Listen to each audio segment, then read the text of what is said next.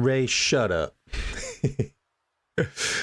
Yo, what's good, YouTube? Welcome. We is live, baby. Why is that shuffling? I don't want to shuffle that. We is live. Jazzy, welcome to the stream. Contronics, Kenny, saw it. King Ray, welcome, I guess. Turtle, welcome to the stream. Bullet Blazer, what's up, homie? Welcome to the stream. Lots of nice red Dirty Dan badges. I believe those are going to get upgraded to... What does it get upgraded to next, guys? I don't remember. Purple, maybe? I don't know. I'm pretty sure gold is the last one. I think it's purple next. Syriac, saw, dude. All right, boys and girls. Actually, I forgot to do something. I think.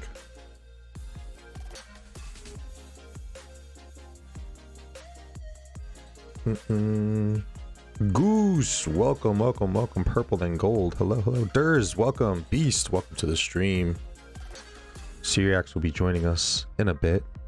I gotta touch base with you. I've been busy as shit this week, man, and I'm trying to set up. I think luckily Syriax is my guy because I wanted to get something going on Saturday, so 34 days and I have T5 infantry. Damn, son. Okay. Dude, my day's been hectic as all hell. I just got done with dinner too. Got back from the gym. I literally have not been able to breathe today, and I'm a little sweaty, not gonna lie. I don't know what I'm doing here. All right. So ZL wheel,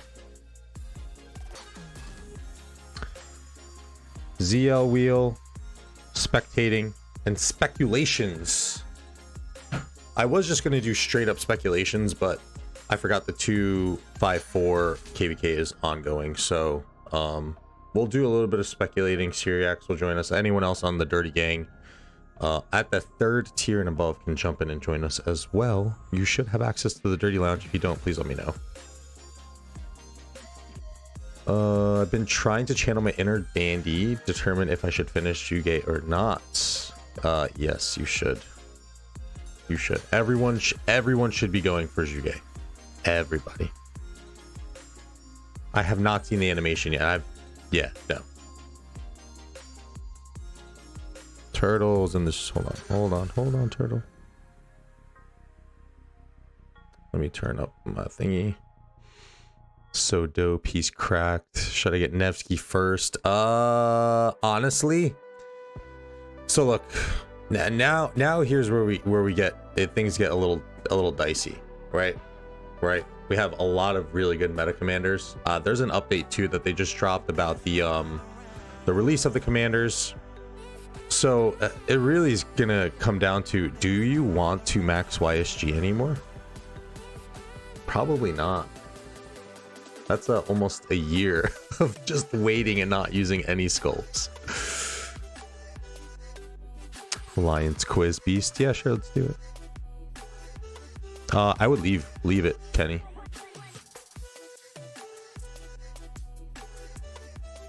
That is true, Syriax. Yes, you guys gonna need a compliment to it. So let's do this. Turtle's in chat right now, so what's up, Turtle? Oh shit, I had you muted on stream. Should be better now. What's going on? There we go. Ooh, that might be a little loud. I'll fix it. I think I turned it up for our officer meeting and I've never changed it back, so. Okay. Yeah. It seems that you said you were very busy, man. That's good problem to have for work, right?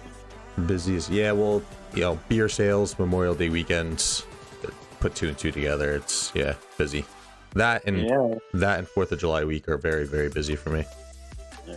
Well, let me know if there's any decent beer around, because here there's not a ton of.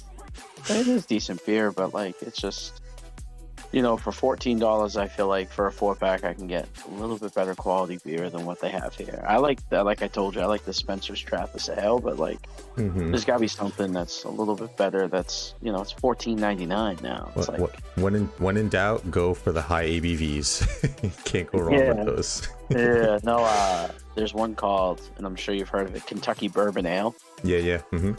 That stuff's like a 9, I think. This stuff's really good. They put it in the bourbon barrel, so it's pretty good. Have a few of those. You feel nice and toasty. Yeah, definitely.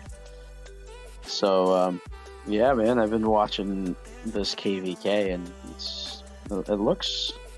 it looks hectic, but it looks fun in some ways, because like they were able to hold that pass, and I don't think they expected 1846 to do what they're doing right now. All right, you guys, you as well as chat have to keep me posted, because I have no idea what's going on. Scroll to the right. Scroll all the way to the right. Just you'll see. It's, I think, HMB. All those forts by those pass. So that was. Oh yeah, that's right. Yes. Yeah. But look at the field now. Down to the left a little bit, you'll see 1846 went past those. And they have almost half of the territory there. I still think 1254 will win because of sheer numbers and power, but it's looking pretty good. Yo, by the way, shout out to King Ray for hooking me up, because I don't know if people can view this or not, but he messaged me right as I was leaving for work, and he was like, yo, you should probably get that up and hold it, because there's been issues with other streamers where they haven't been able to stream because so many people have been watching it. So like I messaged him and I was like, damn, yo, do you think it's worth me going home real quick and just putting it up? And he didn't even answer, and then I was just like, fuck it, I'm gonna do it. So I came home real quick. I was only like 2 blocks away. I came home real quick, ran upstairs, turned on my PC, put on RoK and into this KvK, and just left it on all day, because I didn't want to get home and not be able to enter the KvKs. I don't know if people are able to view it or not, but yeah. What are we looking at here? So BLN is going to be 365. I need a map. So the chat had been in Chisgule's video has been like crazy, and I had messaged you earlier because God's Child, I'm sure you remember him from 2293. He actually got rid of his account, and he actually quit. And I was talking to him, and he got bored. And it's crazy how even when you're in a kingdom like 2293, you can get bored. And some people, they lose their first KvK and stuff like that. So the chat was going like crazy. Like I know, and you're gonna get it, dude, because you're gonna have those streams where you're gonna have 2,500 people watching, and you're gonna get the hate. Like, we always say like, oh, well, you can suck it up, but the hate that some of these streamers get, man, is crazy. Look, I'll always refer back to it. I'm so happy that my kind of blow up was against 2070, and you were there.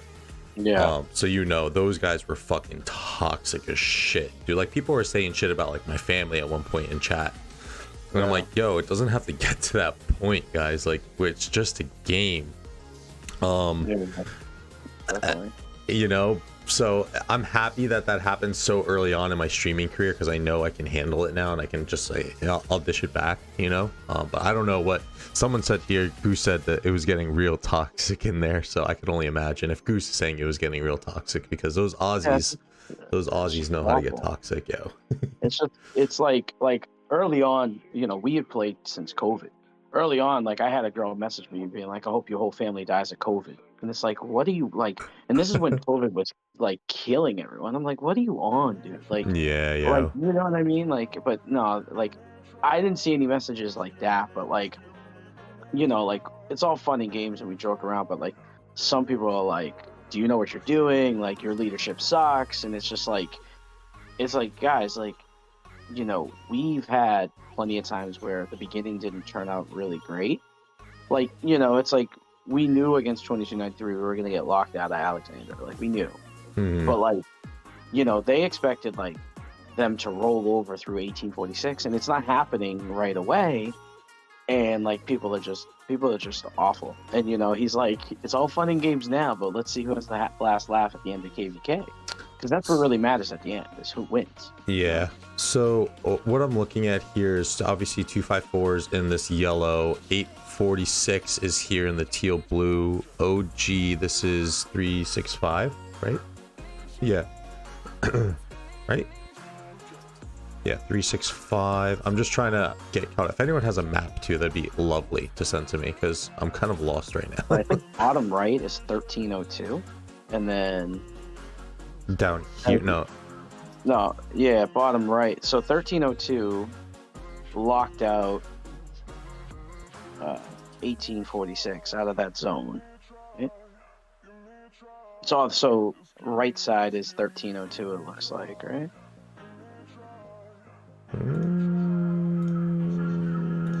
think that's 1846. Let's see, 1446. Yeah, I mean, I saw Ray. I peeked in a little bit, and you know, like, yeah, I understand, especially when you're as big of a player as Chiz, and I think even when I popped on, this little hair is fucking annoying me. When I popped on, War Daddy Chad had even said, like, well, if you just come to the ball and fight where you're supposed to be fighting, like, he was even, it sounded like War Daddy Chad was a little upset with Chiz as well too.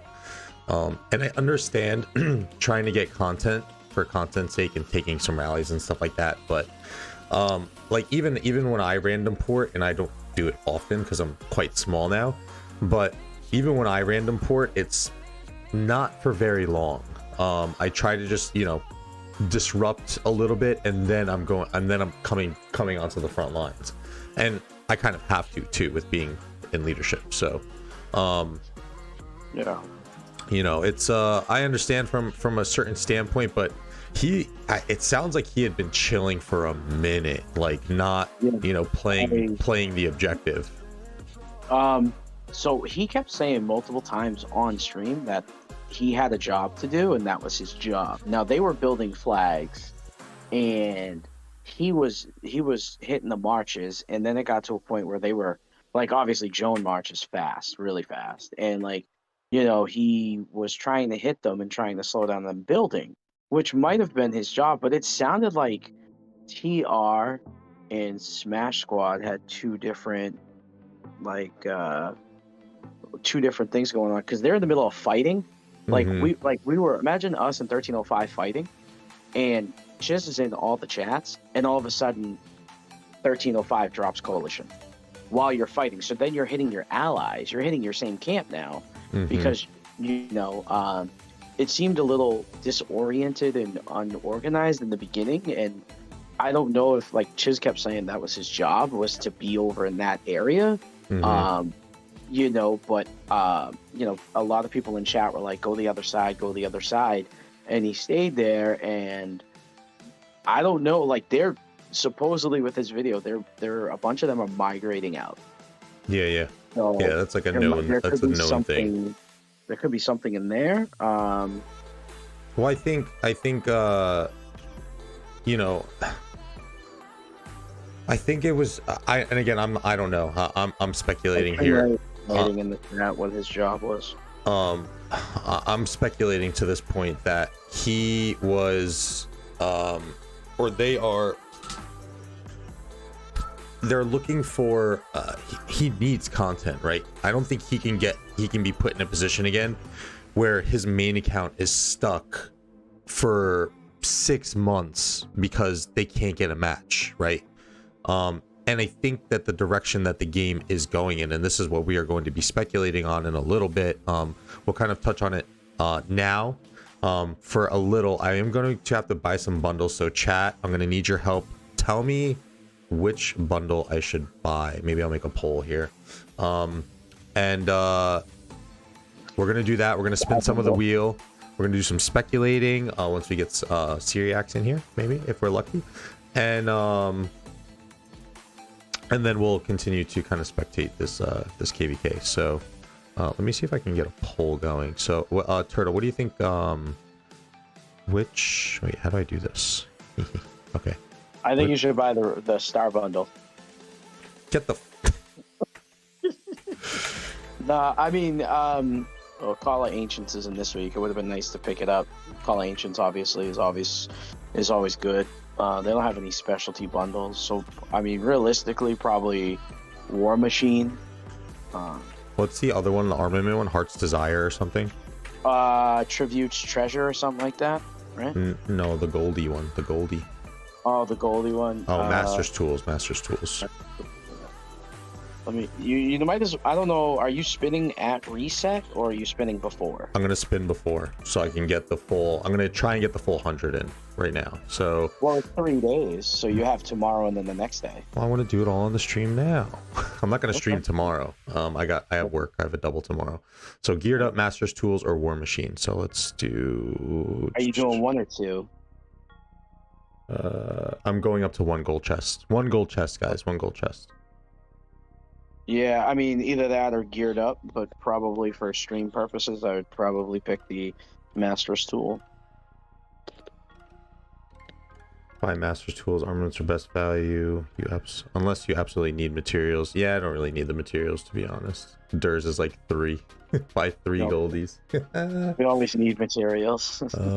I gotta say though, thank everyone so much for the support, because April. Yeah, I got my payment from YouTube was for April, and that shit was fat. So thank y'all so much for the support. Always for the gifted memberships, those help a ton. Obviously it was, you know, prime time KvK for us, and a lot of streaming, so a lot of donations, but damn, that shit was nice. So thank you guys. Yeah. You gotta roll out more content before KvK starts, and so you can get more. And well, there's gonna. I mean, if you guys have not done so, make sure you subscribe to the channel, hit that bell notification, because your boy's probably gonna be going live on Thursday at some point. I'm gonna be playing in some KvK action, so wink, wink. Make sure you sub, because I'm and join the Discord, because and I probably have a bunk Discord link again, but Turtle, thank you for the gifted membership, my friend. Of course. Syriax, what's up, brother? How you doing? What's up?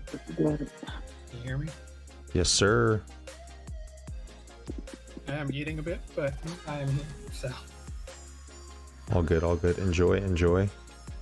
All right, so far Master's Tools looks like it is in the lead. There's been 13 votes, 15 people watching. Oh boy. I'm gonna run this for 3 minutes. 3 more minutes this will be up. And then I buy, and then I spin quickly. And then yes. Pred, welcome to the stream. Durs, welcome back to the. Did I close it? I closed it. I definitely closed it. I nuked that up. Shit. Yep. I totally closed it. All right, Master's Tools it is. Oh boy. My power in Viking Rise now bullets like 1.2 million. CH 18 I'm closing in on. I've slowed power. There's no need for me to really push all that much.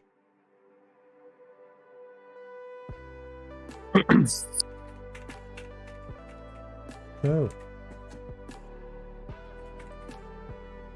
Yeah.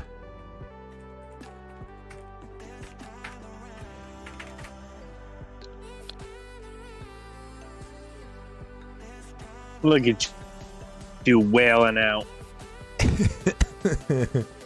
What's up, Ray? Yeah, if you want to do a map layout, I can walk you through how it all breaks down. Oh yes, please. Yeah. After I scoop these and spin, we'll get through that, and then we can go through that rundown. because I was following a little bit on that 846. Obviously, Chiz was posting those videos of the massive fort wall, so I was following along a little bit, but ooh, there's legendaries on this. I had no idea. I don't even think I'm gonna get enough to. I might have to get 2. You get about 45,000 gems, right? 45,000 gems buying a 1 gold chest. It's gonna be a little short, I think. Yeah, you need 72,000, I think, for 100 spins. Mm-hmm. Well, when you max spin 150, though, you'll need a little bit more. That's right. Gotta do that for Zhuge. 150. I don't know, bro. It's All right. 180, actually. We'll do one more, I guess. Yeah, I mean, you could just go to the bronze for the other, the treasure one for the other one. Whatever. It was a good pay period, like I said. So again, thank y'all so much for the support. You guys are the best. There we go. There, I have gems now. Happy Durs. It wasn't 3, but it was 2. All right. Bullet. Which KvK are we matched into? We have not matched just yet. One more. I think we get pop at reset. No, we should have gotten it already. So it's going to be Next week. Next week, yeah. That's first one, right? Ray? Yeah. Yep, first one. Are you thinking you're gonna go 3 skips and then auto register and pick between the selections, or are you guys gonna pop on the 3rd time? It depends on what the selections are. We're definitely looking, obviously, for somewhat of a recovery. There's no true recovery, right? But we're looking for somewhat of a recovery, and we've kind of been discussing it a little bit. So I won't show the hand just yet, but we do have an idea of what mode we want to pick, so we can talk about that offline. Desert Conquest. Let's go. Yeah, Well, right. So my question would be just the current one we're watching with the auxiliary skills. If that is an option, do you think with how much native players we have and the time frame they have with the commanders, because the new commander just dropped and it's like, the balls to the wall, like they're gonna, people are gonna try to max them, but I think within the next 2 months the Cav commander will be out, right? No. If they do that, if they do that, if they said they're slowing it down, and typically new Cav commanders hit in the beginning of the new year, they have sped up the timeline a little bit. They gave us very quickly in succession Heraclius and the stupid freaking Archer Tower commanders, and now ZL and Dido. They gave us that in pretty rapid succession. We're only halfway through the year, not even, and we've already gotten a full cycle of commanders, if I'm not mistaken. We got Tariq and Sargon too, so we've gotten commanders. And we had Boudica like September of this past, not even a full year, like 9 months. Was it September? I don't know. I wasn't keeping track because we weren't in SOC at the time. But they should slow down. I don't expect them to do another commander release until next year, because that's what they said. But it's Lilith, so who knows? I heard the 7-month thing, if that's what you're referring to, was like for the Chinese server only, and not the rest. So I am expecting Cav commanders in like August or something. Yeah, exactly. Okay, so I can't invest into ZL then. Lovely. Well, so I think the reason why is because, and they might, I think I could see them stopping after the Cav commander for a little bit, because you had mentioned before there's no meta rally Cav commander. So you have, you still have Tyreek if you want to use him, and you have, Jan and Hera or Xeno Hera. Like, you have the garrison combination where you can use any of the 3 depending on what you're doing, and now you have an Archer open field and an Archer garrison, but the garrison's locked, Archer open field's good, so you're only missing the Cav rally. So maybe when they do the Cav rally they might take a break, because you have Skippy, Sark, and then you have Yeah. Juan. So That you would- have 3. That would make sense because that fills out the meta. That fills out the meta where we can all just chill for a little bit. And again, I think because of the formats they're giving us with Warriors Unbound, with Siege of Orleans, you're getting more playfulness with the skills. And this is something actually within Viking Rise that I've noticed too. And I think that's a great system because it's not dependent on commanders. Like, yes, commanders are important, but you have 2 technically auxiliary skills on those heroes, as I call them, in Viking Rise, that are just totally open that you can swap in and out, which is really cool. So that game is not dependent on commanders. It's kind of split between commanders as well as the skills that you have access to, which there's a lot. There's 30 legendary skills, which is kind of sick. I think with what they're doing now with season, because they did at one point, you did have some of the Season of Conquest commanders available when we played, in the middle of KvK, and they kind of switched it where, now you can use Season of Conquest commanders in KvK 3, so it puts a lot of some people at a disadvantage, especially native players, but in the long run of the game, they're going to get longer time to work on these commanders. The only issue is I think they have made it very, very difficult for a lot of players. Like, in our kingdom, people have to make a decision. If they invest in ZL and then the KvK commander comes out in 2 months, you're not going to have enough gold heads to match them. So you're hoping that when the commander comes out, you're in off do a couple of spins. Turtle, look at the Turtle, look at the screen. Look at the screen. Look who's rallying. Oh my. Mools. We played with Mools in 1780. Oh my god, Mools is a beast, yo. Look at the swarm. Oof. dude. Hey, Mools. have you reached out to Marcus about coming to 2581? I saw a Marcus guy, and it looked like his account, and he's such a beast that like. Wait, where did Mools go? But yeah, Mools is He might actually be worth asking him, because if 254 is gonna do their thing, I wonder if he'll want to either go to another it'd be a nice Imperium. replacement for D. It'd be a nice replacement for D, and I don't think he I spends don't like think you. you're I gonna see think a he lot of plays- these moves.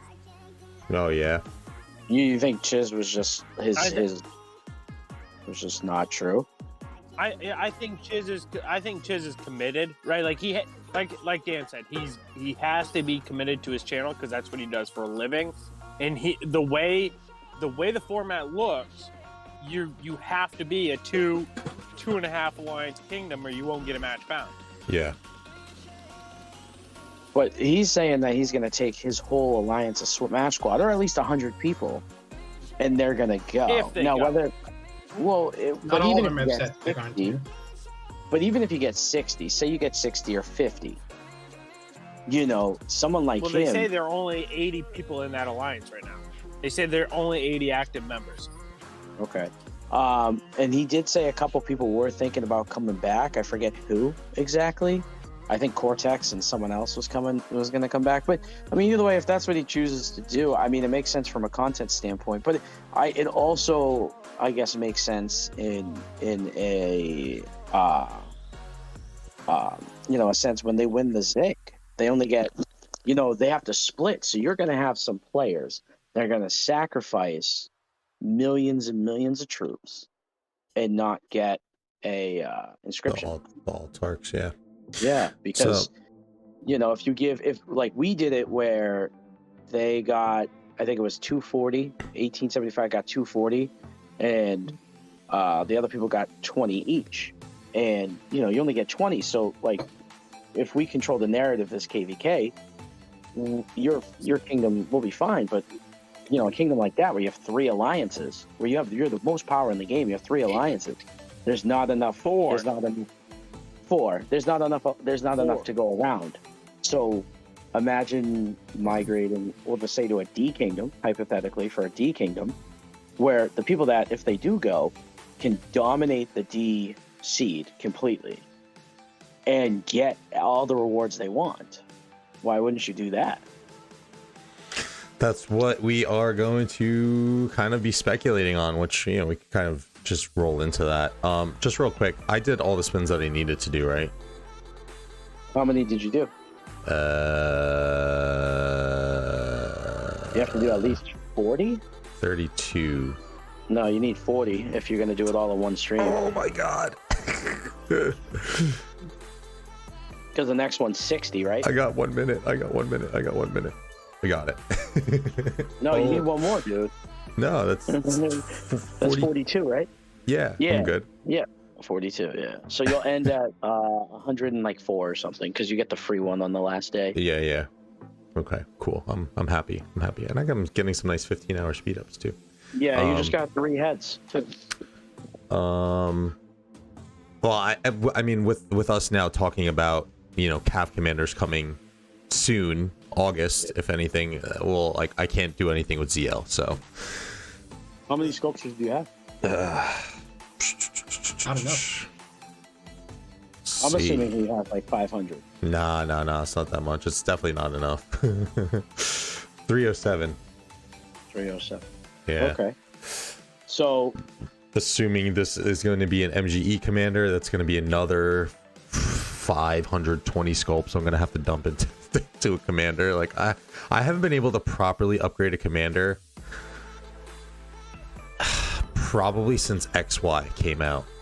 well, all right. So look at it like this. You say it's August, right? Say it's August. Mm-hmm. All right. We will probably, if timeline's correct, we'll probably be just about done with KvK, or like, you know, KvK will probably be decided for the most part. So, you know, you're not going to pretty much have a chance to use it. But if it is the end of August, you got 3 months. That's, you know, 90 days. You got 3 sculptures. That's 270. If you do Osiris League and ARC and KvK rewards and everything else, you could. I mean, the other thing too, dude, is if it's a MGE commander, I know you don't like doing it. You know, you're one of the very few kings that do that, but you never take first, you never really take second for something. And out of everything you put into the kingdom, out of everything you put into the day-to-day stuff, I took first. I took a Hera first. yeah, Hera first. But Yeah. how often have you taken first in the year that your kingdom's been running? Twice. Once? Twice. One of in a them. year. One of them doesn't even really count because no one applied for the Tommy in our KvK 3, and I was just like, all right, fuck it, I'll just take it. Yeah. Okay, Luna. But that's what I mean. Like, you took Hera. Oh no, I had a because Yan. I had a Yan too. I had a Yan first place and a Hera first place. But that's I it. thought you got second. But you know what I Oh mean? no, Either I way, did like, take second. I did because I gave it to stupid Jake. Yep. Yeah, So, that's right. you know what I mean? And like, what'd you finish this year in KvK? Top 5, top 7? I'm always like top 15 or so. At least top 15. So You know, I think, you know, depending on where the direction the kingdom goes, it's not, you know, I don't think you will get too much hate if you were to take first for one of them. That's just, so you do have enough to do. I know you don't like doing it, but you know what? Here's what you do. Give me first, and then I'll give it to you. And then there we go. That works. Yeah. New champions of Olympia. That's gonna be your option every week. Two little beds. There we that's go. That's my golden kingdom, dude. I hate champions of Olympia so bad. It could I be hate so it. much more than it is, but it's just you either no life it or New and revamped. I don't see care. about that. Well, It's still 2 I don't- heads every 2 weeks. That's really nothing. Yeah, with the amount that you have to play to get 2 heads, and Action I mean, points. at least in our kingdom, we did not. They lowered the requirements. As far as I know, they said they were going to lower requirements to get the weekend rewards per se. I'll tell you though, looking at the board, we did not. Well, in 2581, we did not get Champions of Olympia, but that other War Ruins one is fun because it's so quick, so easy. You play so many games, and like they were given Esmeralda coins too every single day at reset. Like that's what they need to do. They need to give you some coins, like Esmeralda coins that you can use in the future, or hammers, or give you something else. Because like the amount that it costs to do a 3-hour. You're talking about affecting Lilith's bottom line here. They're not going to do that. The game's already dying. They did it with War Runes. They did it with War Runes. Are you sure they're dying? Because I'm pretty sure they just had their best. They had one of their best. I think our Rise of Kingdoms has seen it's. Are they using a ZL Garrison? That is a pretty sick animation. It's my first time seeing it. That is really dope, actually. Let's be real. The game's dying. Slowly but surely, it's dying. You're talking about going from KvKs where it was just the norm to have every kingdom that you're fighting, and this isn't too long ago. This is Turtle when we're in 1780. This is like when we're all like, we were like a 3-kingdom alliance, not really 4, but the health of kingdoms was and the population of kingdoms was so much more. And within a year and a half or so, year and a half, look where it's gone to. Now we're down to, they need to, we have 300, registrants per kingdom or something. It's like, it's crazy. It's insane. Well, I think what happened, my opinion is that they came out with the whole KvK. They came out with the whole KvK 2. You can migrate back, kind of work on commanders. And people but they're losing. Like they are still gaining new players, which is nice because again, I had I did an interview, but it didn't go too well with the kingdom that I interviewed. But I think it was 2366 or whatever it was, 2006. I can't remember. But they had probably 60% new players to 40% old players. So there is still some new players coming into the game, but I don't know. I in my heart of hearts, the game is slowly but surely dying. They need, and I mentioned this on my rant too. They need to do something big very soon, because I think a lot of us, especially the old heads, right? I'm not talking like Ray and Syriax is a newer player, who still probably got some life in him, but like I'm going on almost 5 years of playing this game. Like when I play Viking Rise, it's so refreshing, and I'm like, damn, like do I have to go play Rise of Kingdoms, because it's all the same mechanics that I'm familiar with. And honestly, like I've kind of been saying, I like the skill system better. I just do. There's no need to chase these the commanders, really. But here's my thing though, is Rise of Kingdoms, the amount of money people spend in Rise of Kingdoms, like say you switch to Vikings, but more people because it's the same there, dude. There's and this is now 9 days or 10 days of the server being open. There's a player that's already like 24 million power. People are spending in other mobile games too. It's not just Rise of Kingdoms. Definitely. And that's why this is like a nice like niche to cut into, because I'll tell you right now, that was part of the reason for me starting to stream, because there's players who they spend, one of the main things was me like watching Drago streams, and damn it, I missed his stream yesterday, by the way. Fuck. Is he recovering nicely? He's in his Discord, he posted, I think he's having surgery like soon. I thought he had surgery like last week. No, I think it got postponed. I wanted to watch the stream, but I totally forgot. But I remember seeing like Baba come in and just drop $100, and that's when I was like, yeah, I'm gonna stream. Because Baba money. Yeah, you get lucky enough to get a guy like Baba, and it's like why not? Chad did it. Yeah, War Daddy Chad, $50 here Justin and there, dropping 20 on every streamer. Yeah, dude. And then I had that one troll who pumped like $800 in donations, $600 in donations, and refunded them all. You scumbag! If you're watching, do you know who it was? I forget the name, but if it pops up, I would know. Yeah, I mean, it's definitely.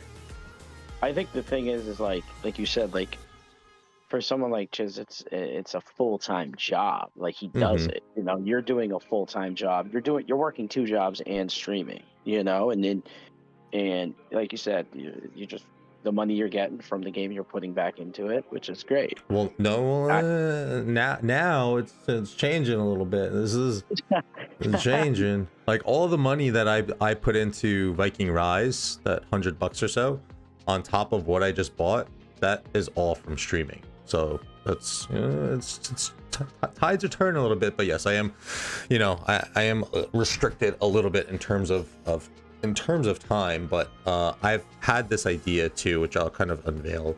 What I plan to do is, even if I do make it big enough to become a full-time streamer, I'm going to keep grinding as much as possible. And I had this idea to do like little I guess because if I get big enough, right, enough people would like my content, do like a slice of life intro for every stream that I do, so you'd see like kind of like what I do on my day-to-day. Something weird and just different, but I would still continue to do what I do until I was just burnt out, and then I'd just say, hey, I'm just gonna stream full time. But let me catch up on chat real quick a little bit. Lucretia, welcome to the stream. Monster Energy, welcome to the stream. When are SOC commanders coming to KvK 3? They have a mail on it. I'll check that out in a little bit. Esa de las Fotos, welcome to the stream. Do let me emigrate to your kingdom. We are locked. We have not even said we haven't said a whisper to anyone on migrations. We're still doing cleanup. You're welcome to the stream. And Minecraft, welcome to the stream. Red got 50 gifted today. That's a lot. That's like $250 of worth of a donation. They are swarming the shit out of these Tariq calls as they come in and not caring whatsoever. I think what Europe just said is probably pretty relevant for like how, especially you're feeling at a 5-year mark for RoK or whatever, and a lot of like, because the narrative right now across like all the big streamers right now is like, oh, RoK is dying and all that stuff, but it's also just like, y'all have been playing the same game that requires so much effort and time and investment, even just as like on a personal level beyond like financial stuff for like years and years. It's not to say that like newer players like myself, I'm like nearly a year and a half now. RoK can feel like a lot. Maybe that's just because leadership is a lot. Yeah. But I think there probably is on the downslope, right? I think it probably is. Like, Nugget, I think it's probably correct. But maybe not dead, but it's probably on the downslope. It probably peaked a couple years ago. It's on the trajectory. Yeah, COVID was the peak. I think that was true peak. So what if they did two things, right? So like thinking about it, what if they did a KvK like Ark of Osiris style, where you have like a 10-day, right? Well, so they were gonna do, they had mentioned that before. They had mentioned doing like quicker KvKs, alliance versus alliance KvKs, or like smaller format KvKs. They've played with all these ideas, and hold on, Ray actually mentioned something the other day too. Like, they always do this. They say something and then they totally just ignore it. So he had mentioned museum skill? Oh wait, you have museums skill. The commanders that are still right. We still don't even have Alex or Tommy. Yep. We still don't have is Alex there? You mean Edward? Oh, wait, Edward's there? No, I'm saying we're missing Edward. Maybe yeah, that's right. We do have the infantries. No, we actually don't have Alex. You're right. Never mind. Never mind. So yeah, we don't have that, and then even with the armaments, we don't have the transmutations yet. And it's like you mentioned that stuff like 2 months ago in an update. It's like I don't think that they have a good enough like crew there or whatever. I don't know what it is. Like, maybe the turnover's high and they just the trajectory of where they want to go just keeps changing, but it's not good because they keep giving us all this information and they're like, we're gonna do this, we're gonna do that, and then it just never happens, or it takes so goddamn long to implement. So it's like, I think players, I think Europe probably put it the best way. We hop to a game, drop a lot of those games. Like when I play console games, right? Like, I'll play those games for like a match or two, unless I get onto like a nice hot streak, and then I'm like, all right, let me load in something else. Like I'm usually like a game hopper. This is like one of the first games in quite a long time that really stuck, but a lot of it's because of the spending aspect. And then Syriax, like you alluded to, the leadership, you know, kind of keeps you around a little bit more. But I think that does have the tendency to wear you down too. You know, Viking Rise is like such a breath of fresh air in that sense, where I'm just like, I got pulled into doing some R4 work, kind of, just because I was like, well, look, I was just the alliance that I was with, I was like, oh my gosh, they have no idea what they're doing. So I was like trying to help and just like trying to direct a little bit, and then I got into R4, and then I was like, I jumped ship. I went to the #1 alliance because I was just like, yo, I'm so sorry, but like I can't do this. Like this isn't what I signed up for. And like now that I've been chilling in this other alliance for about a week now, it's just so nice because I log in, I do my shit, chat a little bit, and then I'm done. You know, it's like very nice and casual. And that can definitely add to the longevity, because it is tedious in a sense, but it's not like super tedious when you're just playing from a casual perspective like that, in my opinion. But yeah, again, these guys gotta move. They have to act. You know, they're too slow on a lot of these things. They're too slow with realizing aspects of their own game. It's like no one from the inside is giving them feedback. A lot of this stuff has to come from the, you know, the player base, and they don't even listen to the player base. So you know, it's frustrating, I think. Yeah, it always seems like they're like several months behind whatever the feedback of the community was at the time. Exactly. Yeah. Or like they bring out features that nobody, at least publicly, was talking about. Maybe there was like a bunch of people that were like, oh, we need to like that big fort nerf that like pissed some people off. Others were like, this is good. Like that just seemed to kind of come out of nowhere. I think there's been a handful of others.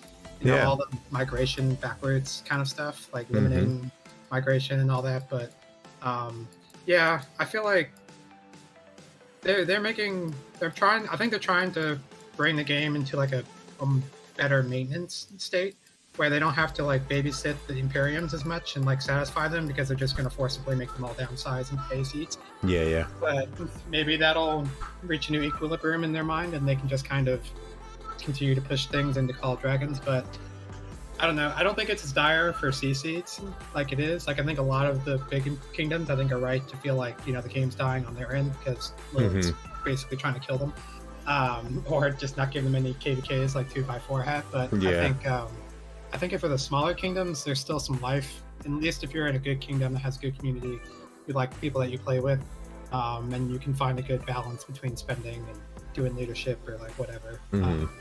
I don't think it's like super dead at the low seats yet, at least. Yeah, well, here's my take on what might happen, right? So I'm worried now that the meta of kingdom building shifts, and you do have some of these bigger Imperiums or their alliances kind of split off, and this isn't going to be the case for a lot of them, and I hope it's not. I hope there's some kind of balance, but I just don't want. I'm foreseeing now.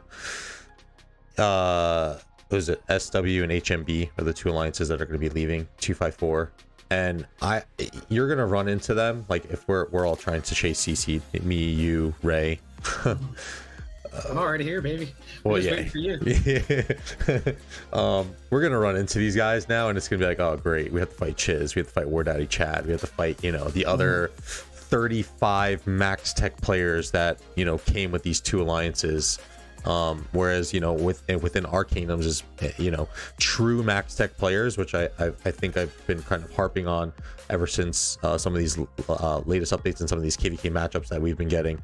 The KvK and the spending difference is going to be insane. You know, like we have like 15, I would say maybe even 10 true max tech players that are max tech all throughout KvK. Are they doing? I thought I saw Xeno and ZL, but it's just coming in from random. Yeah, I'm just nervous now for the smaller kingdoms, because now it's like, okay, well, we've all been trying to kind of, you know, dodge Imperiums and like the very heavy spending alliances, because we want to be a little bit more or less casual in the gameplay and whatnot. But now they're coming down to us. I don't even know if it's about that. Like, what do you feel about that? I don't know if Lilith specifically said they were going to do this, but a lot of people think they're going to like make it so you can just pick the players you want in your kingdom to register for a KvK. And I mean, there's plenty of bigger kingdoms that spend a lot that they don't even have to leave their kingdom. Like, yeah, you have SW and HB leaving, but who's to say there won't be a bunch of other A seeds that are spending a ton, you know, suddenly getting matched with some of us down here just because they picked a small list out of their own kingdom. I don't know. I mean, I personally think that, like, all right, here's a good example, and this is what I just know from chat, but apparently the rumor is, and I'm not caught up with it, but 1945 is apparently like almost like a dead kingdom now because a bunch of people left. That's what people are saying, like a bunch of people left. Yeah, they went to 365. They went to 365, so now you have, and this happened in 1780. 1780 was mine and Dan's old kingdom, and we had, like he said, I would probably say active fighters, probably 2.5 alliances of active fighters. And they all left. We all left. Some people quit, some people went. Like, a lot of people went to 875, a lot of people went to, you know, about 5 people went to 2581, and some went elsewhere. But they just had KvK, and they're an A seed. Don't ask me how, but they're a dead kingdom, and they won. They won KvK. And they have maybe now one alliance, if that. Fighter. There's probably, I would say, out of 155 members, probably 70 or 60, and there might be 4 or 5 that are max tech. And like, it's going to happen when those kingdoms become dead. And I think it's going to happen with 1254. Like, most people, because they're not going to get the rewards, and that's the whole point. Like, the KvK now, the star wasn't as important, at least when we played in 1780. We just wanted to fight and go, you know, and just be on the winning side. We didn't care about having Zig at the end. But now you want Zig at the end because you get more of the rewards.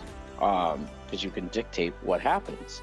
So I think a lot of king people are not going to get rewards in the A seeds and the Imperiums, and they're going to go to the D seeds, where if they win, they don't have to max tech, and they could still contribute. Like, Chiz in the stream's at 30 million kills. He's blown through like 4 billion gold, and he'll get one. But what if someone is doing that similar, not as effective on the field, and they don't get an inscription, and they do all that, you know?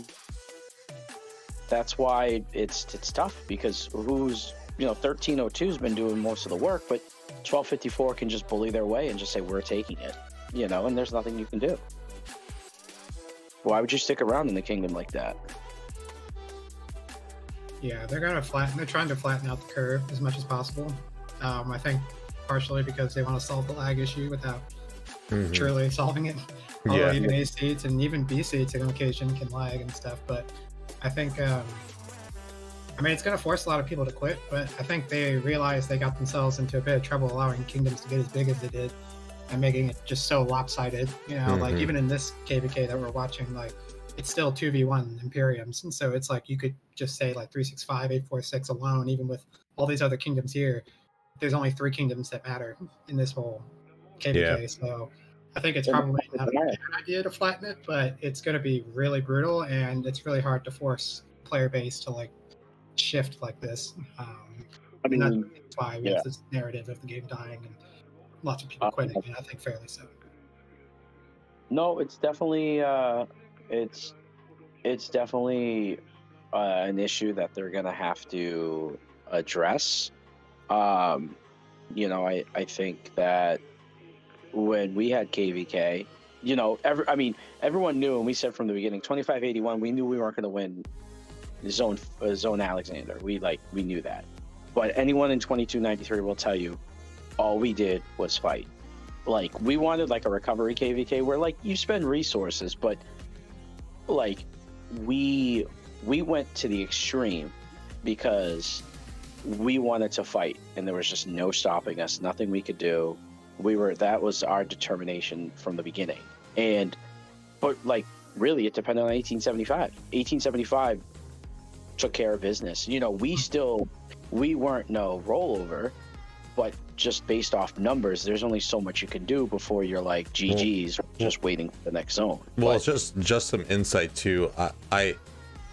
Myself in leadership, I mean, I was kind of the one who was like, hey, I think we should do this, and then everyone's say, oh yeah, that's cool. But I wanted 875 because I didn't want to go up against 875 by some bullshit on Lilith's matchmaking. My whole sure. my whole theory when it comes to diplomacy and stuff like that, one huge factor that I take into consideration is never leave anything up to Lilith, because at the end of the day, I like to control what I can control, and if I'm gonna leave it up to Lilith and their, you know, bullshit algorithm matchmaking system, I'd rather not. So just a quick like little, you know, excerpt there. That was my thought process on doing that.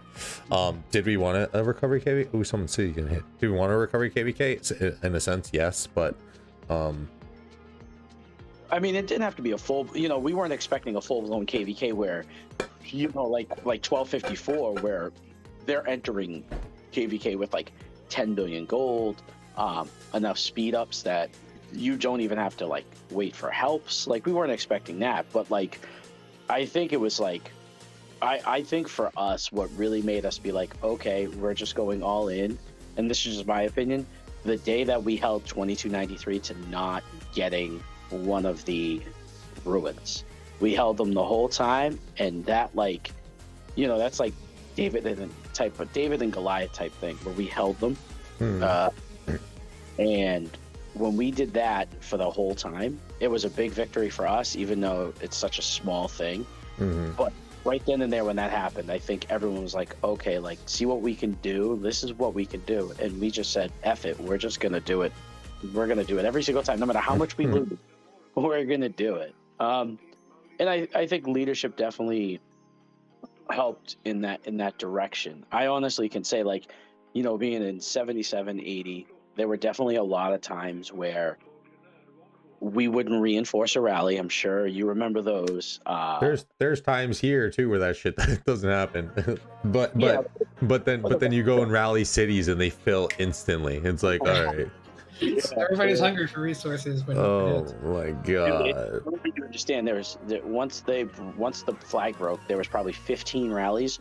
All of them were full. But when we were rallying a pass, there was only like 12 of us there. And yeah, like, I didn't have a ton of troops to begin with in KvK, and I had to like I still lost 1 million troops, and I came in with 1.7.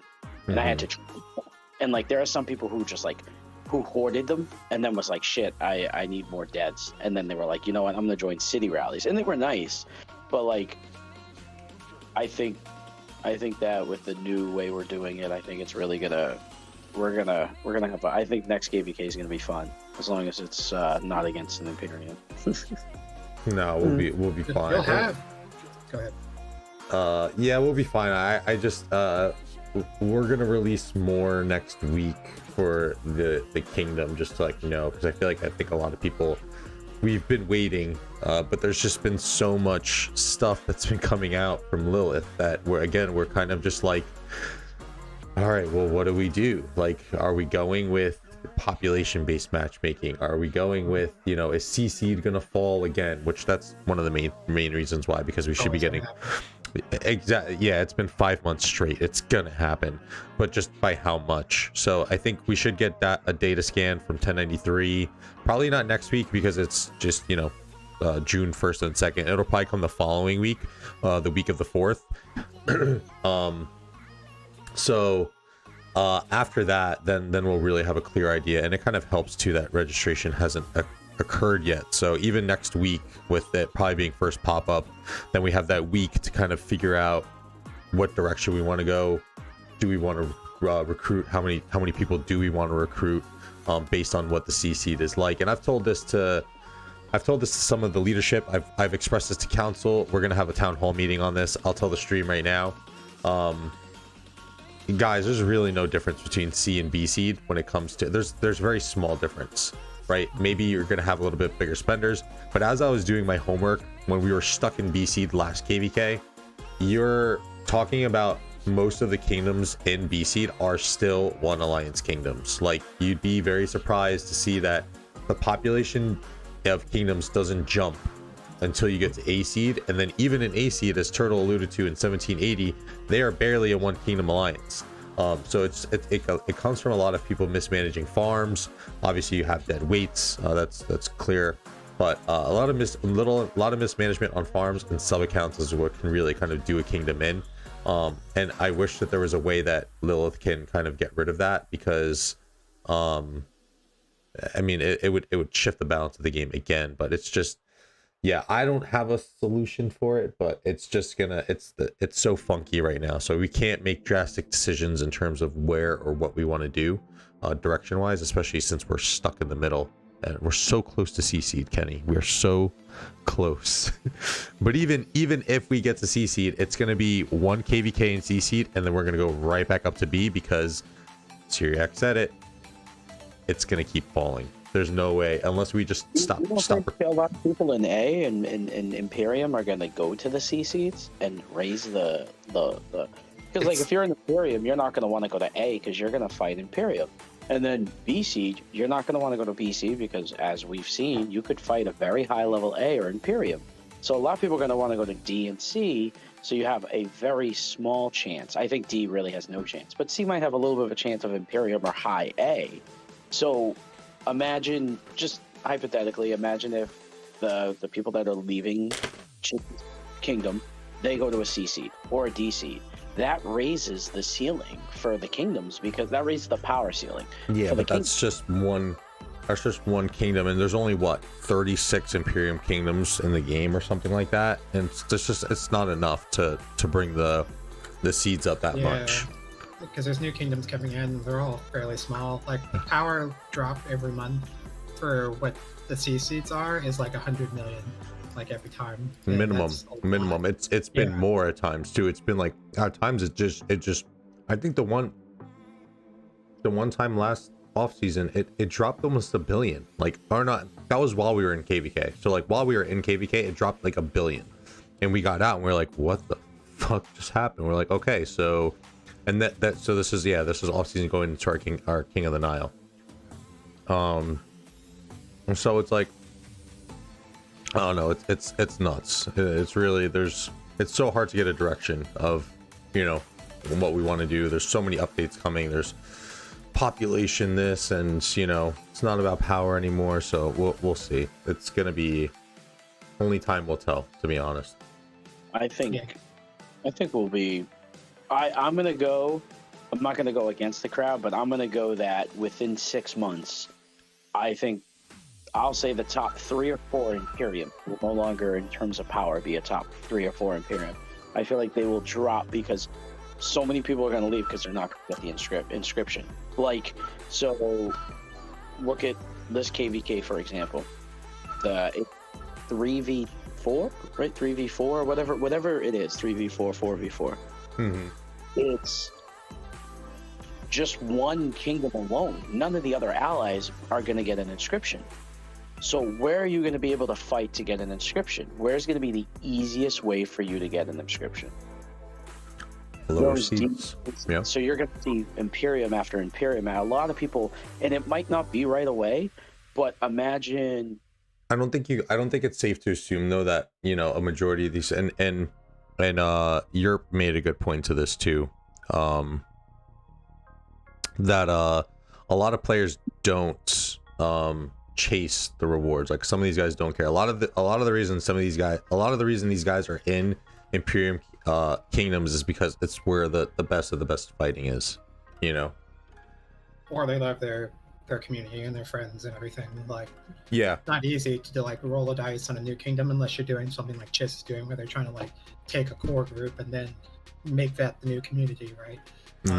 if you're just some random Imperium player that's like in the 400 or 500 of like, the power rankings or like contribution rankings, and you're like, oh well, I can't do anything here. But it's one inscription, like it's good, but is it worth like trying to find like a whole new community of people?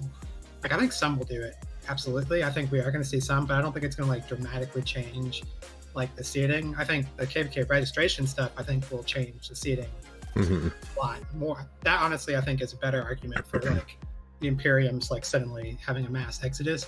Is like they're going to start picking however many people we're allowed to pick, if that's the system Lilith does. And then they're going to be like, well, I don't even get KvK now.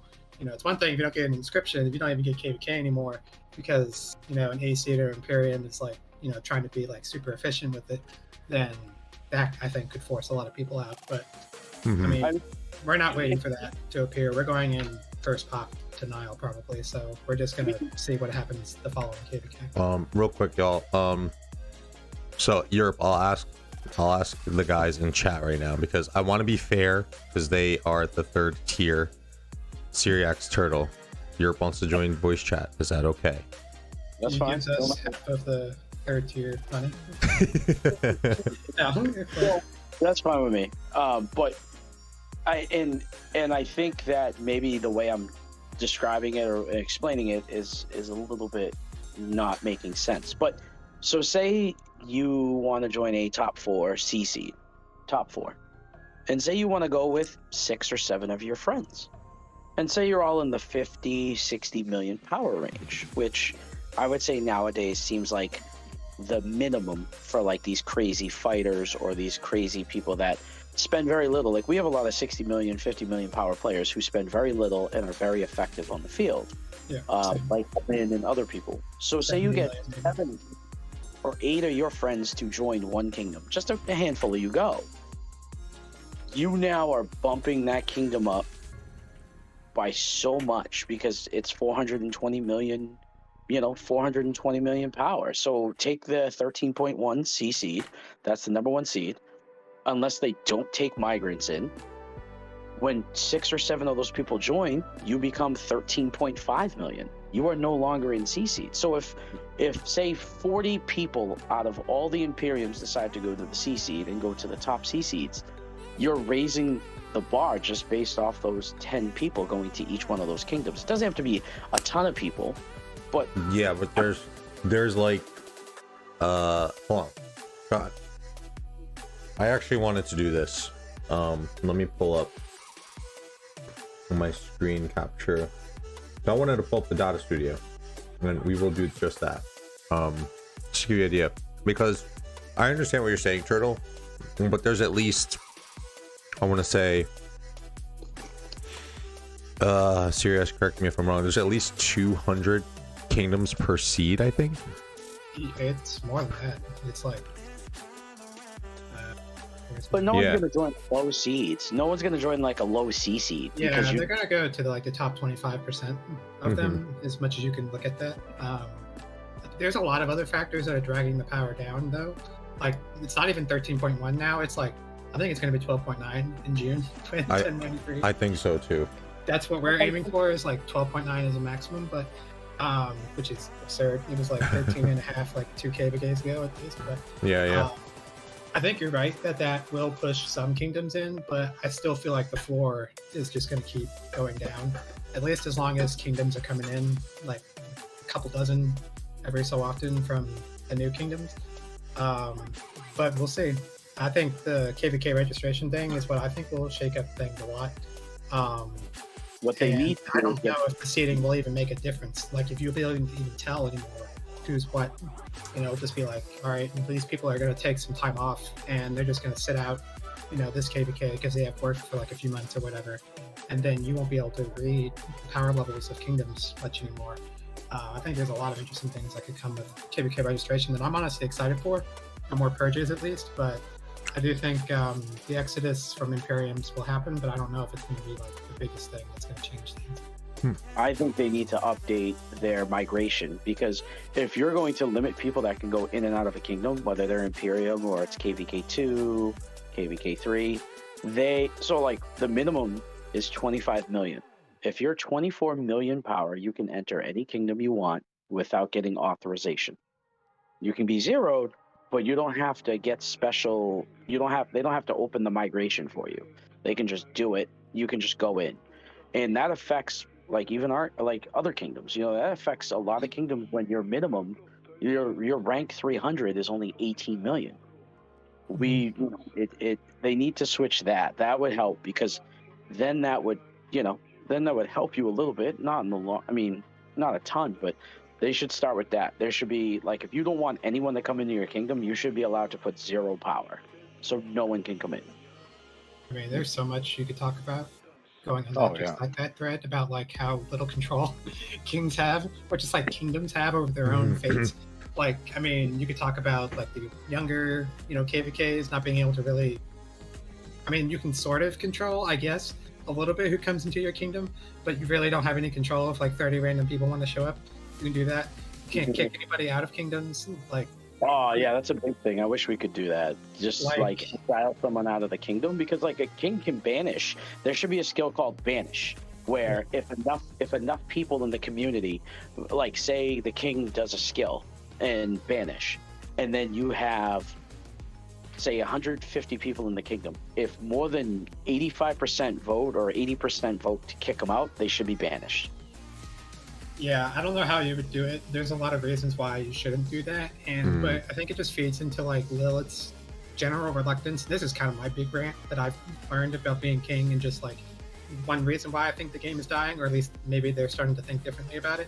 They just are afraid to give kings and like the good players of the game what they want and more control over the king, because they want to please the whole population. And there's a lot of reasons why you don't give kings a lot of power to like control the counts of other players. I get that, but like it's a theme that runs through a lot of the game, and it's the thing that happens in so many other games too, like where it's like you always have the tryhards and like the people that are like super invested, that are the core of your game's community, and then the mass of casuals that a lot of them are fine people, but there's a lot of toxic players that are in the middle of them, and Lilith is afraid to give us any tools to really deal with them. And honestly, that has been what has pushed me closer to like quitting the game or quitting being leadership, is having to deal with those players, rather than like, oh, well, yeah, the matchmaking kind of sucks sometimes, or, I mean, they're always going to be stingy with the money stuff, and they're always going to be putting more ways to spend. But to me, I feel like it's just like kings have, and just kingdom leadership has so little control over how you can form your kingdoms. And I think if you could handle that a lot better and have a lot more ways to like tailor your kingdoms, obviously without being like super one-sided about it, I think you would honestly have some really solid communities of players that could actually last through for like a while in this game, rather than just like, oh well, it's both everybody's mad about spending and Imperium's downsizing, and also we have to hurt all these deadweight jerks that are like making things like feel like a job for both leaders and feel like a drain for like the core players of every kingdom. So I mean, that's my you're spot on. You're spot on for sure. What's up, Yerp? Hey guys. I think you could do something like that, but I also think that like it doesn't have to be a ton. You don't have to let someone be able to banish, like maybe give them 3 exiles or banish her. I think it goes farther. I think Syriax touched on a massive point on that. It goes so much farther than just a few players. Like, we put in so much work and and effort into MGEs, into gold head events, into power management, into trying to fixate where we want to play in this realm of this game, and it's just lack of control. There's so much that we can't do. There's only so much we can do. Like I think about it, I've summed it. How MMOs are run, and I'll let you talk, sorry. But like, the kingdom right now is kind of a mix between a guild and a server. But like, especially like in my WoW days, it was always just like, yeah, you can run your guild however you want, but obviously you can't control the fate of everybody on the server. But like, everything is based on like your server. All the matchmaking stuff is based on your server. Your server fights other servers. So if you can't have control over your own server to the degree that you need it, like, you're just always going to have this tension that causes all kinds of drama and makes people quit. So exactly. Yeah, that is exactly the point that I'm going to try to put across. the game is set up with no handbook. There's no set like rules how to run a kingdom. We take it upon ourselves to be in leadership. We take it upon ourselves to like give our players the best experience, but the game doesn't give us the tools to regulate who comes into the kingdom and which matches that we actually get to fight that we want, that we can take. So yeah, it sucks.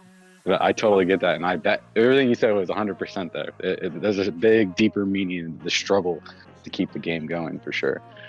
But we're just kings and titles. We're pretty much kings and title alone and leadership alone, but we don't have the tools to actually like really sort shit out to the core root problems that we address, because there's no handbook or no right or wrong way to do it. So it just falls on us to like figure it out somehow. Yeah, but isn't that what a, like, I know I don't want to be technical, but that's kind of what a real king does, right? They just have to figure shit out with their council. I know it's a game now, but like, I mean, you could But it's a game though. yeah. you Like, could we're not getting paid to do this. I mean, maybe there's like a couple of kings out there that are out of like 2,000, but like, yeah, we're doing this for fun. Nobody's getting paid to do it. There's probably some of us, like, I'm paying for the RoK board of our kingdom, even with some help from others. Like, I mean, we're putting in time. That gets expensive. Yeah, that gets like, expensive for sure. So I don't know. I feel like you can make a case for like the way they're doing things right now, but if they gave kings a lot more control, if I'm excited for this KvK registering thing, you don't have to do purges anymore. That'll save so much time during the off season. Oh my god. Not that there's anything to do in the off season other than purge. You know, like, I think maybe they're trying to fix that, but I mean, if they just trusted the players more, and obviously there are bad kings out there, but then make migration easier and like encourage people to like go somewhere else, like jump around, you know, not make it cost huge money to migrate to better servers. I mean, you would have cleaner communities. Maybe you'll lose all the bad players, but how much are they spending? Like, how many like super deadweight whales are really out there compared to like the mass of whales that you're probably losing over time because their kingdoms are always a mess, or you know, they're mad about the Imperium stuff or like whatever. So, and I'd like to argue too that they'd probably make more money too if they allowed players to jump around more and it was cheaper, because then you can just experience more, you know. I got a rogue story for you real quick. So we have this player, asked him to leave, super pissed about it, irate. Absolutely, I'm gonna buy every account you asked to leave, and I'm staying. They're gonna stay. They're gonna fuck up your matchmaking. Blah blah blah. Well, short story short, there was an account that came for sale. We don't know who bought it. Somebody bought it. He admitted to it. So he'd been playing Bubble this whole time, bubbling it routinely. Well, message VIP support, dropped them screenshots in, muted them, bubble dropped, zeroed it. Nice. Yeah. Sport is That so one. inconsistent about that though. We've shown them pictures of like people, rogues in our kingdoms trying to sell their accounts, and they didn't give a shit. They didn't care one bit. It's all about the proof. Like, it's like, well, I purchased 2 accounts. That account ain't leaving. I'm not leaving. It's like, all right, well, here's the proof. I mean, that's the level of like leadership in a kingdom. You have to go around and like suss everybody that is potentially selling and stuff. That's just crazy. If you like we were saying before, if you just gave somebody the opportunity to banish somebody from the fucking kingdom, then you wouldn't be having this issue. Send them to a fucking, you know, a different server or whatever where they all fight each other to survive. Yeah. I was thinking like Hell pit where you can't Send them to the gulag. the gulag. Yeah. Whoever comes out keeps their account. If you don't, your account gets deleted. Well, it's frustrating because there's nothing you can do about it as a leader, and we're up to a total of 3 right now that aren't going to leave. So there's nothing we're going to do about 3 55 mil accounts. Mm-hmm. Yeah, we have. I mean, in my experience, I mean, you're just waiting them out pretty much. Just they're gonna pop up. They'll get bored. They either migrate or quit the game. And that's just been my experience. We've dealt with a lot of rogues and stuff with our crew in the past in multiple different kingdoms. I mean, you're always going to have bad apples that kind of ruin it for everybody. And the most unfortunate part is you're going to have people that think they're safe in the kingdom and then they get hit by this rogue, and then they end up Yep. quitting, and that hurts, you know. So That's what I'm saying. Like, We're 581 right now. like trolls and toxic players like rogues, like obviously there might be occasionally some situations where like sure the leadership is corrupt, you might as well go rogue and like screw them over or whatever, but usually the pain doesn't fall on the leadership, it falls on the active player base that like is just trying to play the game, and they're not really involved with whatever spat the leadership has with the rogues or whatever. Like maybe they think the rogue is a dead weight or whatever, but like those are the people that are going to get targeted, and those are the people that are going to like be like, oh, this kingdom sucks, they can't get rid of these rogues, even though they don't give us any power to do that. Like, oh, they can't deal with them, or they're trying to steal every MG, or like they attack us in like zone 4 and every KvK where you can't even really fight them very well. Like, it punishes the player base, but for some reason they don't really care about like getting rid of griefers in this game, or just like people who are just clearly out here to like spite the kingdom, and they don't even necessarily care about stealing MGs or being able to just like collect gold heads every day. They just actively want to cause trouble. But like Lilith doesn't want to punish those players for some reason, and they just want to let them pollute every single kingdom out there because they're trying to protect all the players and hope that they spend money, even though most of these people aren't doing that. Mm-hmm. It's weird. Yeah, no, the majority of the player base who are free to play, and like if you have someone who's harassing you over and over again like that, like, I mean, I've migrated for that reason. Like, Yeah. I've just been like, all right, well, fuck this shit, I'm leaving. You know, it's like, but like not everyone has that luxury, so you know, those who don't have that luxury might just say, all right, I'm not going to play this game anymore.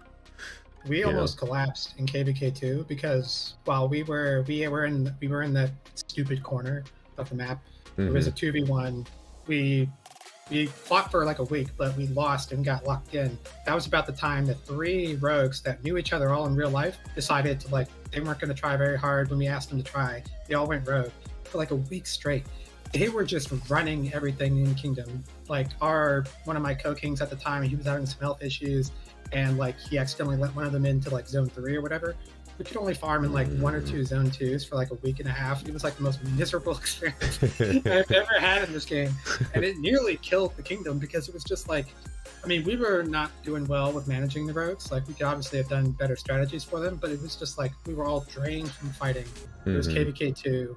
You can't teleport next to these people, like, and they were good rogues. They were coordinated. Like, how do you beat them? How do you stop them from just completely ruining your KvK? We ended up winning in the end because we made peace with them, and we allowed them to stay in the kingdom and basically surrendered to them because it was just like we couldn't do anything about them, and you can't do anything about them. You can't even kick someone out of zone 3. Like, you can banish people of another kingdom back to zone 4 in KvK, but you can't kick someone out as a king out of zone 3. It's so stupid. Like, give us like a month-long cooldown or something. Just like trust that most of the kings are probably not toxic assholes like the ones you're trying to protect. It's come a long way for sure, the game, from, you know, that kind of stuff. I mean, I think a lot of different kingdoms kind of feed off of other kingdoms as far as like the right way to plan and do stuff. And I think everybody's kind of internally, you know, figured it out. I mean, in our kingdom, for an example, I mean, we started, you know, KvK 2, you know, multiple KvK 2s ago. When we started out, we ended up getting Chisgule into our crew, and he was with back in 75 at that time, and his leadership, their team was doing it. You know, we were trying to model our system off of theirs, and then of course incorporate different things. And I think people just kind of learn after every KvK, you know, oh, that leadership did it this way, let's try to do it this way too, you know. And then you kind of make like your own, you know, concoction of like, all right, we need to seriously vet these people that come in. Here's rules, you know, when they join, we need to give them a list of expectations. You need to sign this. Like, if you know you don't, you know, meet these expectations, you're gonna get zeroed, and you can't bitch about it. Like, oh, you made people sign things? Oh yeah, for sure. Like, hey, if you can't meet your requirements, don't join the kingdom. Like, you got to get to that kind of point, you know. It just depends on the kingdom, you know, experience and level, and you know what level you want to play at. But I mean, it's the game's definitely come a long way from, you know, when you could just go and invade another kingdom. Like, that whole scenario was fucking crazy back in the day. But you know, civil wars destroy kingdoms. We all see when a civil war happens, leadership looks at it like, I'm glad that's not us, because that's a big headache right there. So I mean, you kind of learn from watching other kingdoms what to do and to not do, and that's like the only handbook we really had. I feel like in leadership was just kind of like the do's and don'ts. Definitely don't start a civil war. It's not good for the long run if you want to win KvKs and have fun.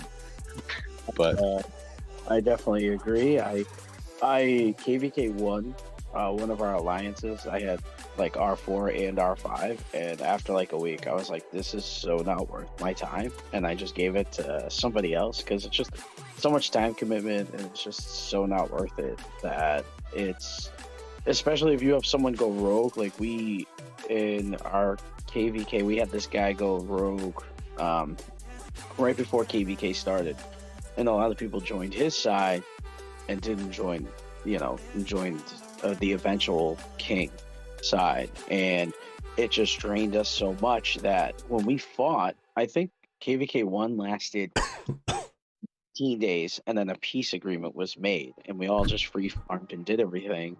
And then, like you guys were saying earlier, it comes down to the king. Like in KvK 2, we had our king say that she was going offline and that you could zero all these accounts, and you feel bad now that you think about it, because these are regular people just sleeping, thinking everything's good. And because the king wants to be an asshole, they're going to wake up zero. Yeah. I mean, you definitely got to play with a good group of people that have the same kind of like-minded, mindset of how they want to play this game and operate. And, you want to go to sleep in home kingdom, knowing you're safe.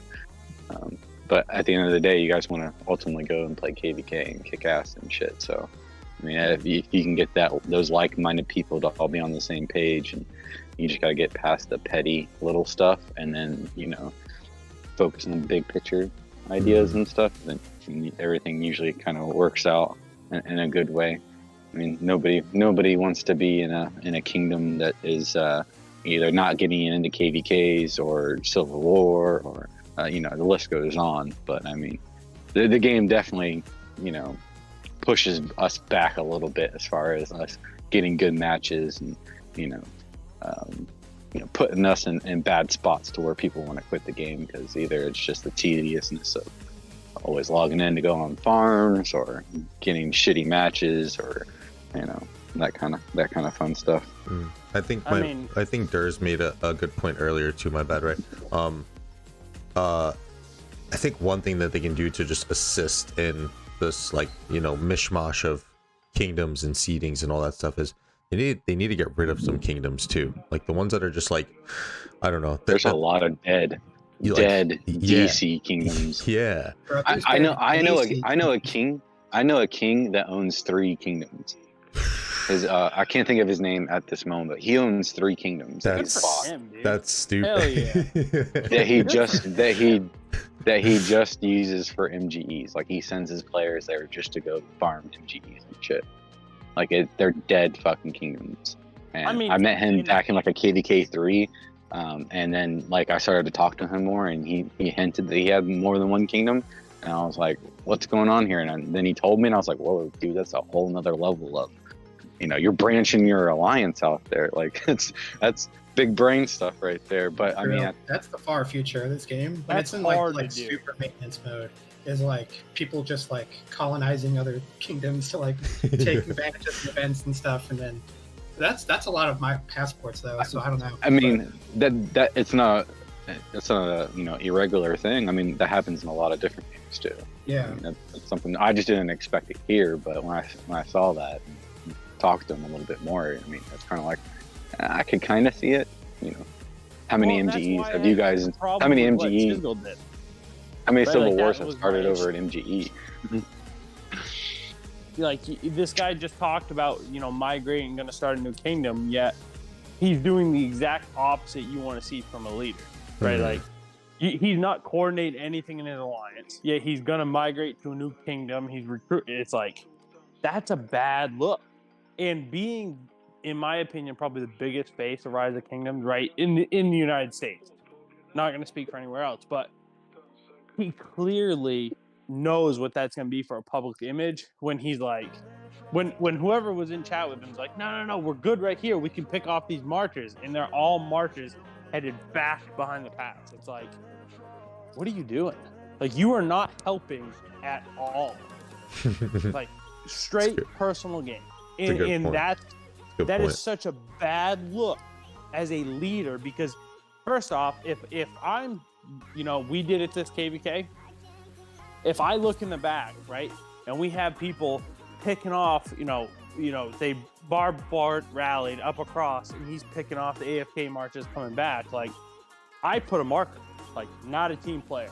You're not here where you're supposed to be, right? Like, it's a leadership standpoint of, like, if I can understand if your pass is open, you random teleport, and you're going to start killing off any marches headed to the fight, not to the fight that's already happening, and your fucking fort is about to get rallied and swarmed out, and you lose it fucking 20 minutes later. I can kind of, I definitely see your point, but, and I hate that I'm even defending Chiz, but I have called him out a few times on, like, showing markers and stuff. Dan probably knows exactly where I'm going with this, but there are stream snipers, and sometimes you slip up and say the wrong thing, and sometimes it could be a very important thing. I can recount one instance a long time ago. We were fighting, Chiz joins voice, and he's just streaming the whole DC that we're in, and he asked how many garrisons we have, and we said 4, and well, guess what? The whole enemy team knew that we had 4 garrisons online at that time. And shit got real weird after that, and we started losing. So I can kind of see where he's, doing his own thing, because, I mean, there's 2,000 people watching the stream. I mean, but I wouldn't want him there. You're 180. You're a 180 mil player, but virtually dead weight. You're a field fighter. I mean, that's a fair point. That's a fair point. I mean, he hasn't made his contributions.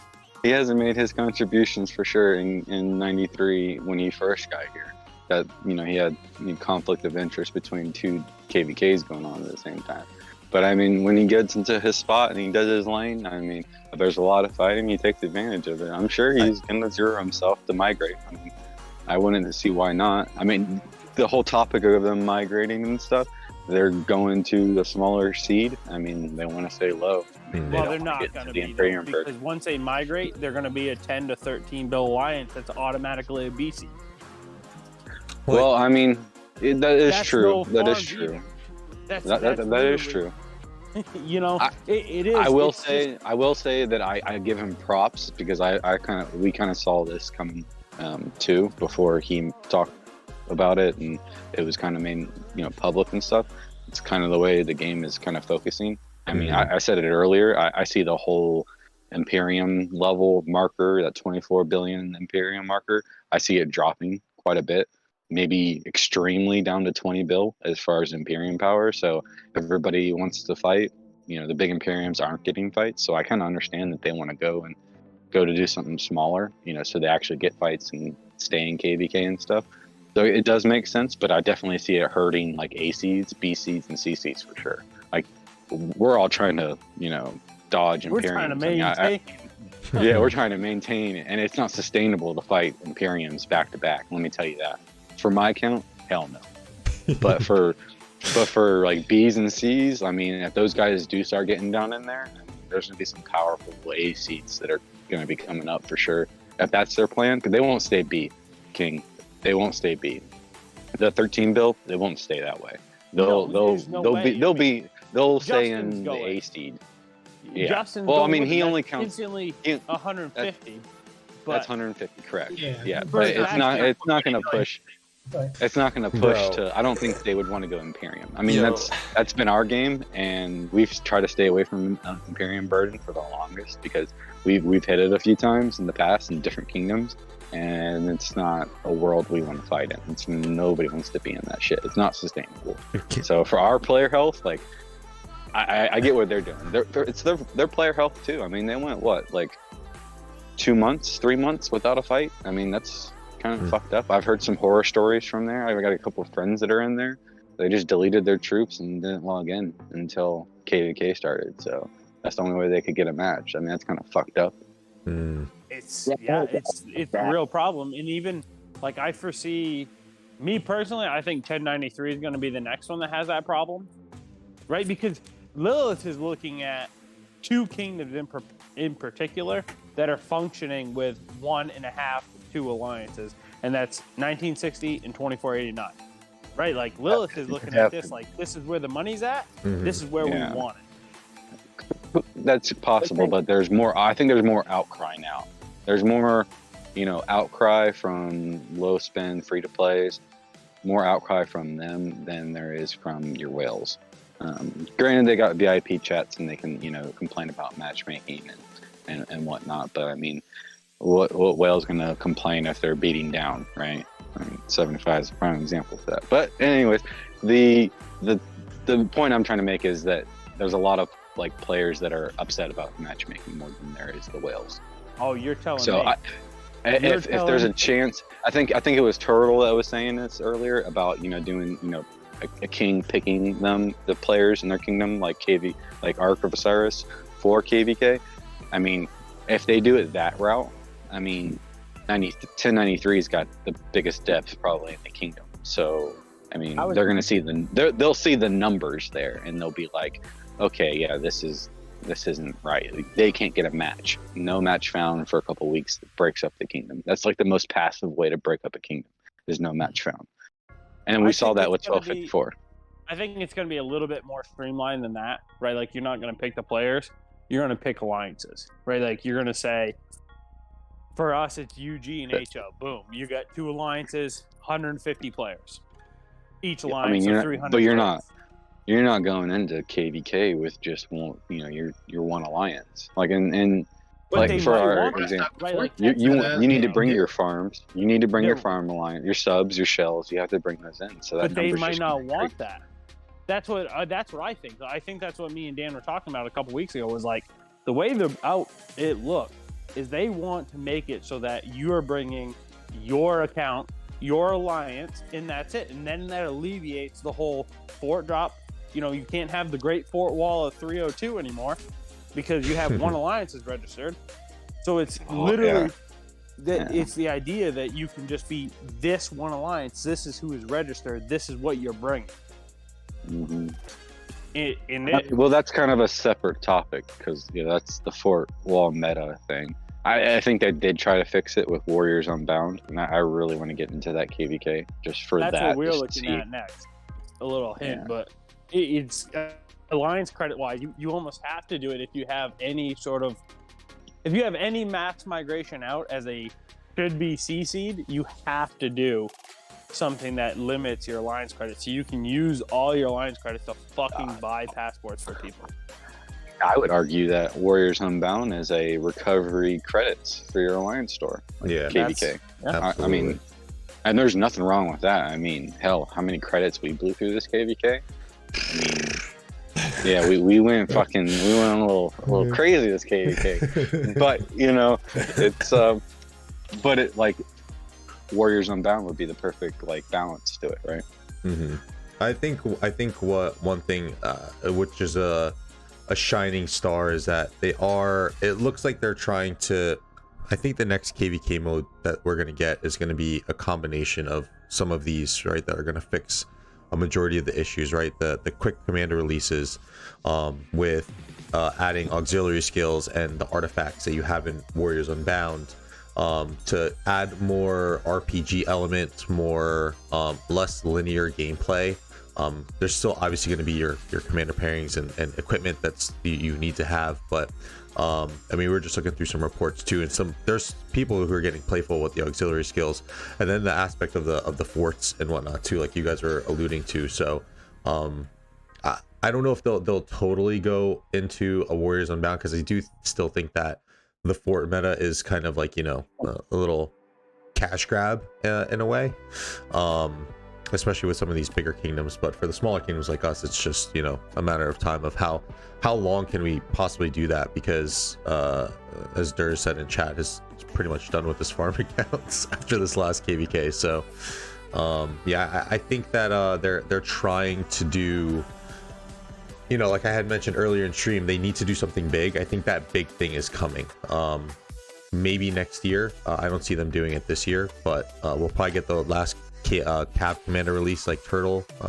Syriax, one of them said. See, I listened to that because I couldn't be in voice, but I don't see it happening. See, I'm in the opposite opinion because you think about it, right? Mhm.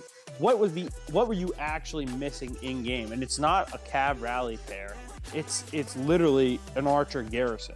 There has been no Archer Garrison ever. Ever. Dude, that's what you were missing, right? Like, you're not missing. You could put Attila Nevsky, Nevsky Mina, Nevsky Joan. You got all these fucking matchups that might not be quote unquote meta, but they literally rep anything that they go against, and it's just meta.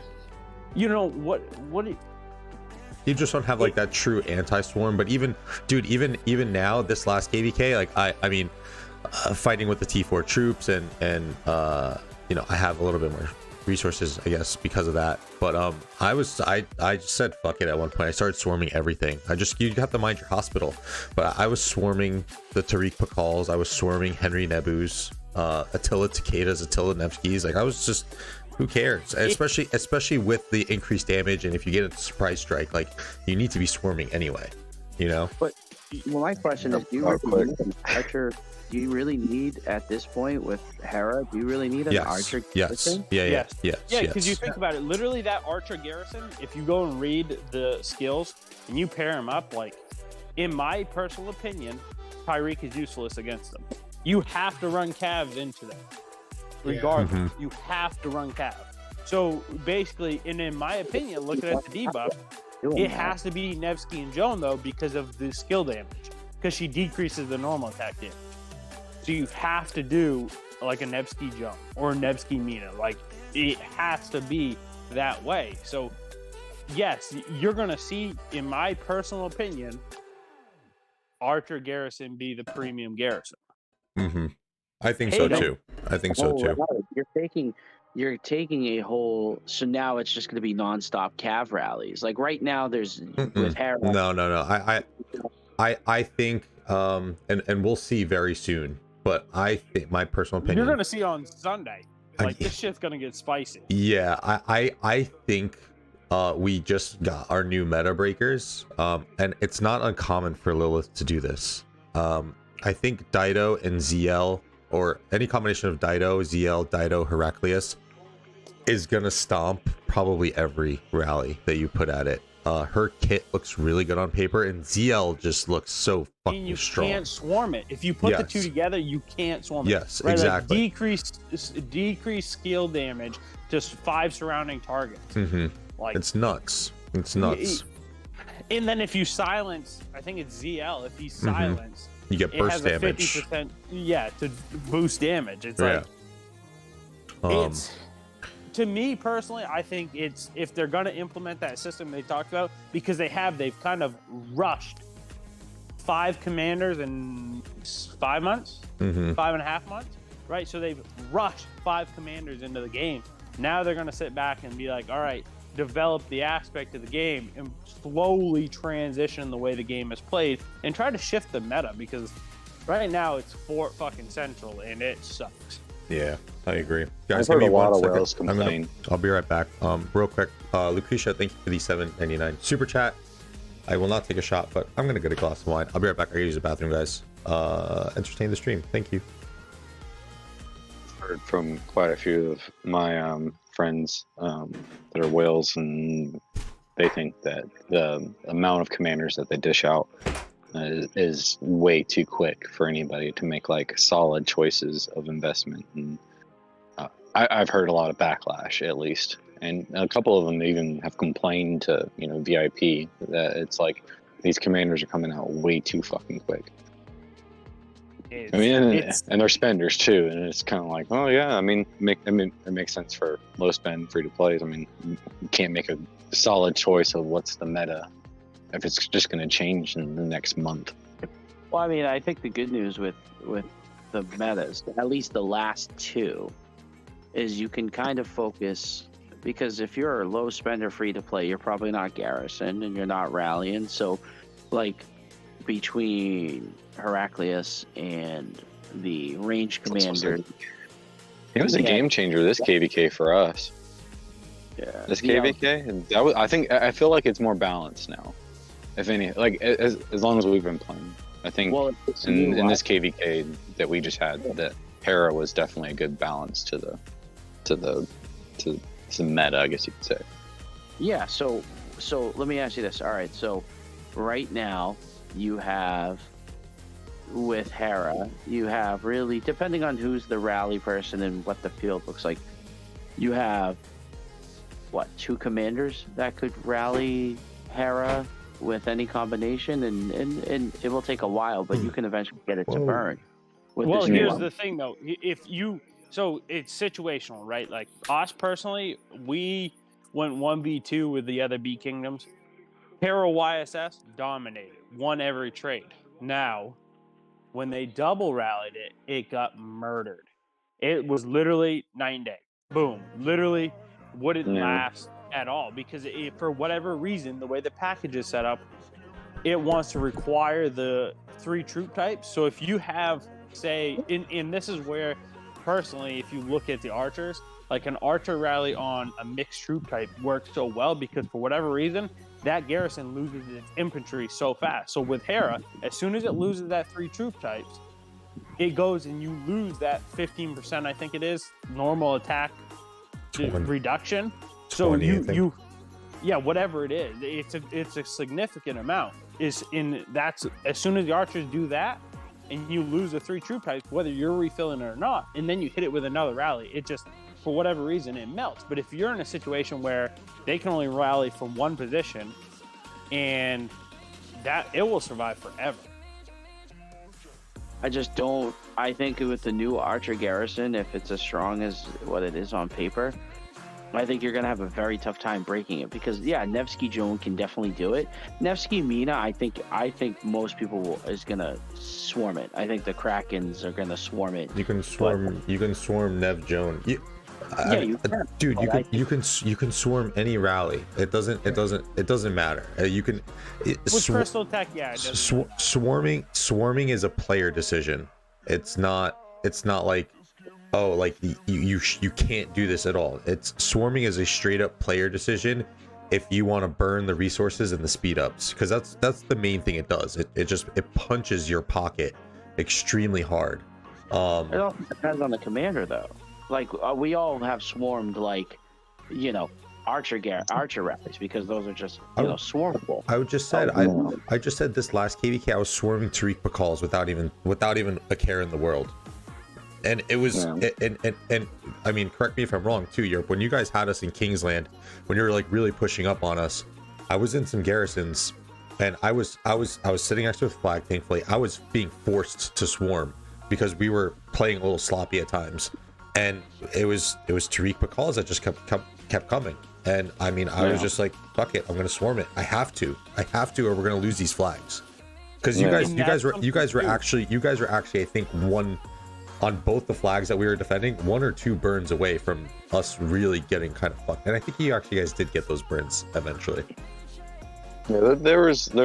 I mean, back to what King was saying too. It's all situational, right? Mm-hmm. What's going on in the map? If it's do or die, if it's this building flag needs to be swarmed, or, it's all situational. I mean, the overall point. I mean, I feel like it is more balanced as far as the garrison meta, just because we have more options a little bit more now. And you can kind of be more versatile in who you're switching up to. Mm-hmm. As far as, if it's going to be Hera, or if it's going to be a Xeno, or if it's going to be a Flav, because those, our players have had time to develop those commanders. When you're getting, new metas that are breaking out every month or every 2 months, that just throws the game in fucking chaos for a little bit until it balances it out. But yeah, because you got guys like Dan who just fucking hoards gold heads and then maxes a commander. But I mean, you need those players though. You do need those players to have this, and it's a kind struggle. I don't want to say it's a niche role, but I mean, when they take that gamble on like Hera, for example, I mean, it fucking pays off. Yeah. I mean, he might have killed himself off very early in the KvK, and he can only field, maybe 1 or 2 marches, but I mean, he was out there doing his thing for a bit, Well, that's the thing too, like, go ahead. Well, when you're talking about situational and you're talking about having to swarm rallies and having to do this, like, most average players can't maintain that situation, and this is like we've talked. That's correct. We've talked a little bit about some resource merchants. It's been thrown around loosely. Well, But I wouldn't. We don't have to go that far. We don't have to go that far, but I'll definitely tell you that like most of your big brain garrison players that like how they get all their KP is going from flag to fucking flag. I know a couple of those guys. Like the only thing they're thinking of is, am I using anti-swarm now? Because that's the only way you're getting flags down these days. Yeah. I mean, this whole KvK, what were we doing? We were just sitting a scout train constantly until we figured out, is it below a certain amount of is today going to be, 1.5? All right, we're swarming it. Or is today going to be, 1 mil? Okay, now we're swarming Listen, I like those and 3K go from white there. numbers. 3K white numbers hurt, and I love them. I love the way it hurts. So But there is dirty. something to be said about, like, I think it's for higher seeds, like you A's and B's out there, you can probably sustain those swarms. But for C seeds, those anti-swarm rallies hurt a lot, because then it's just like a handful of players like myself who have to do it constantly. And when I'm also like a big part of our field presence, that really hurts. And so I feel like to like the top level KvKs or the top level kingdoms and stuff, you can stop caring so much about the anti-swarm, and it's just a matter of like the situationals or whatever, or just like a general war of attrition. But like that stuff can really make a difference at the lower seeds, just like the lower spending ones. The only thing I'll say on like the whole like new meta, like commanders coming too fast, 100% agree. Particularly for the younger kingdoms, that like, especially for like us younger accounts, like I'm only a year and a half. I'm still developing like the rest of my marches. I don't have, the heads to do both Zhuge and also like Flavius to help our garrison loads and everything. But there were some like big meta holes, like infantry rallies. Like you couldn't rally with infantry really, other than call Herald. So like they kind of did need to fix that in some way. Maybe they should have just broken like the cycle of like when they release commanders just by like type, and it should have just been like, here's an infantry rally and an archer garrison. But yeah, that would have been. I think they do need to fix some holes. But yeah, I don't know. I think you could probably find a nice medium in between. I think what they could do too is to kind of, I guess, maybe help with the hoarding in a sense, and kind of bring a little bit of spice to the game, is just give us like a bunch of commanders all at once. Like, you want to know what I want them to do? I want them to develop a way that somehow, I don't care how much it costs, that I can transfer epic fucking sculptures to gold heads. Yeah, right. Or take gold heads off a commander you regret maxing. Listen, I got the best Caesar you've ever friggin' seen, and it's got like 300 universals in it. Listen, I got Constantine that has 690. Hell yeah. Probably the dumbest idea I've ever had in this game, like big, like theory crafting, like the dumbest, like overpowered like idea I've ever had was that you could transfer like troops to somebody's city, like troops or resources or speed ups or whatever. But like the trade-off is like once you decide to like send all, then like the account is deleted. That was the biggest like that could break the fucking game completely, but it would be pretty fucking dope if I could collect like from all 30 of my farms, all the farms, to like send just like one big send off, like delete all, here you go. Yeah. Well, you got to think about that too, like with the kingdom registration, if they're going to go to registering alliances, that's going to rule out like 960 using their farm for 7 days to defend flags and forts and back fort, that's going to delete that whole fucking meta. Like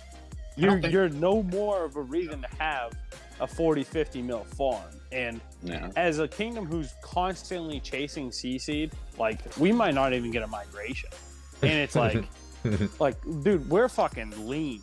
We're lean as it gets. As I don't blame you.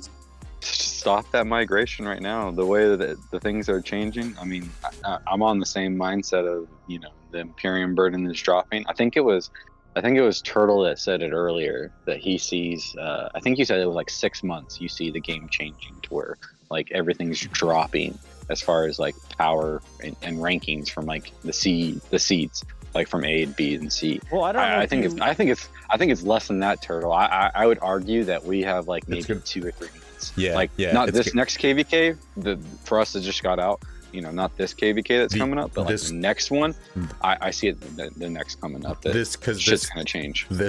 All these groups of Imperiums right here. It's gonna be a chain reaction. T254 is gonna lead it off, and then I think you're gonna see a couple other.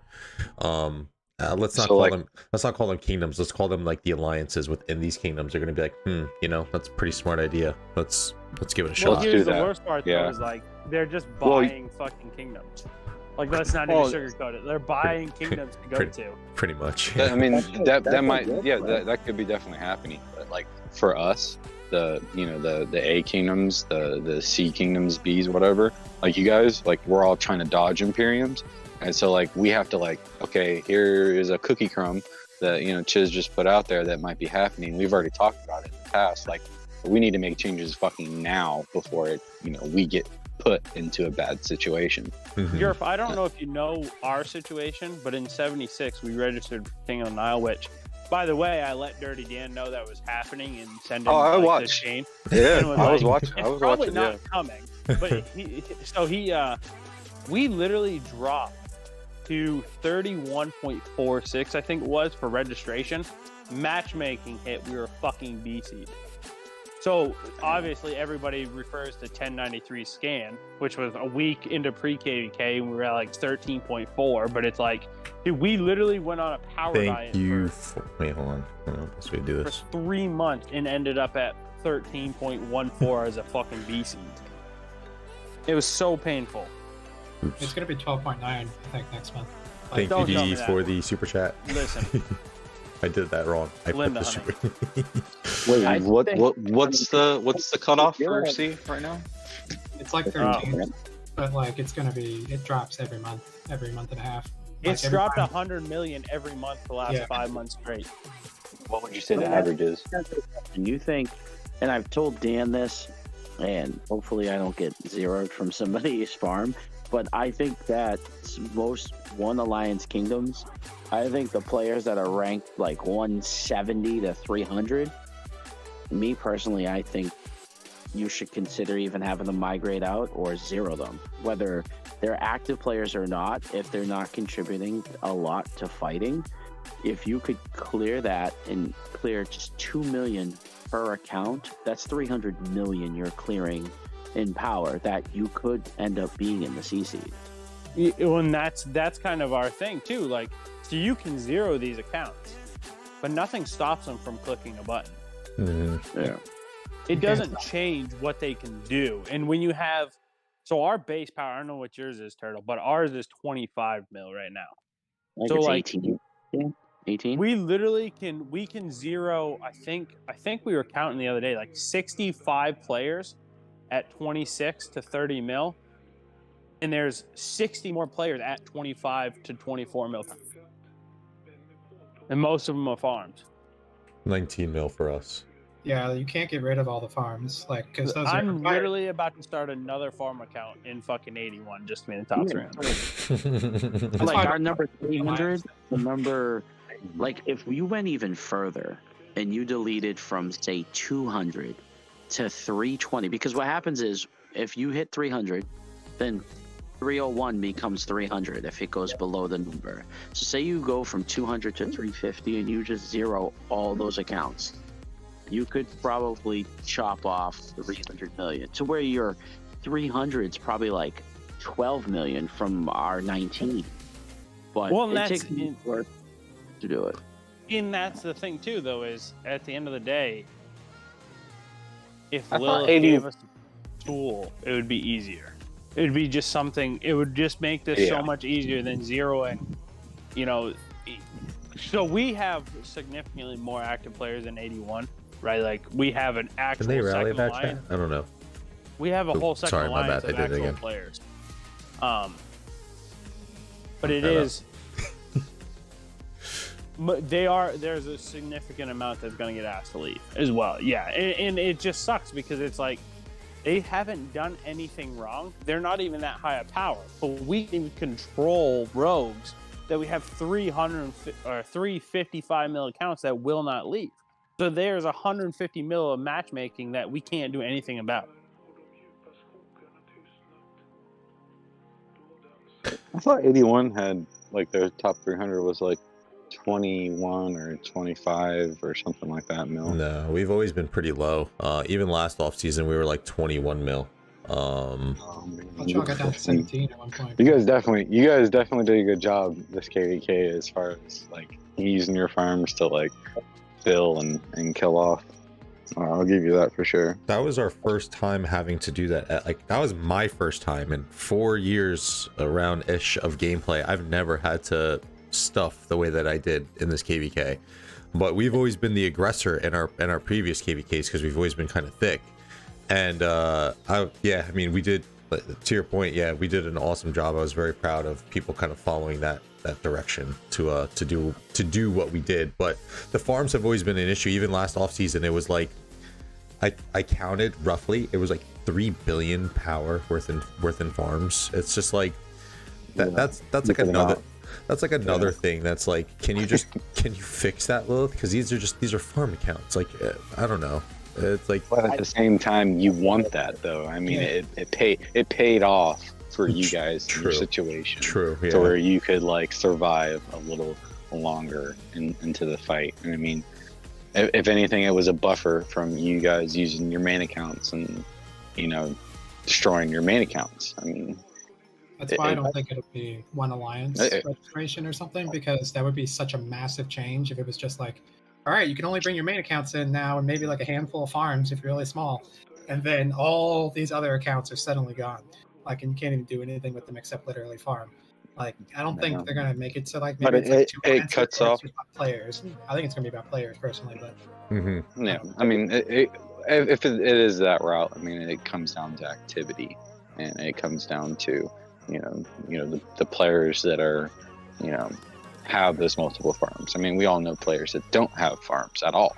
So, you know, when you start adding up people that are going into KvK, I mean, if you were to add me, I mean, I want to bring my farms. I'm bringing, you know, 4 or maybe 10 of my like T4 accounts that are farms that could help, you know, fill that fort, you know, defend that stuff, just like, you know, 81 did and all of them. I mean, it paid off.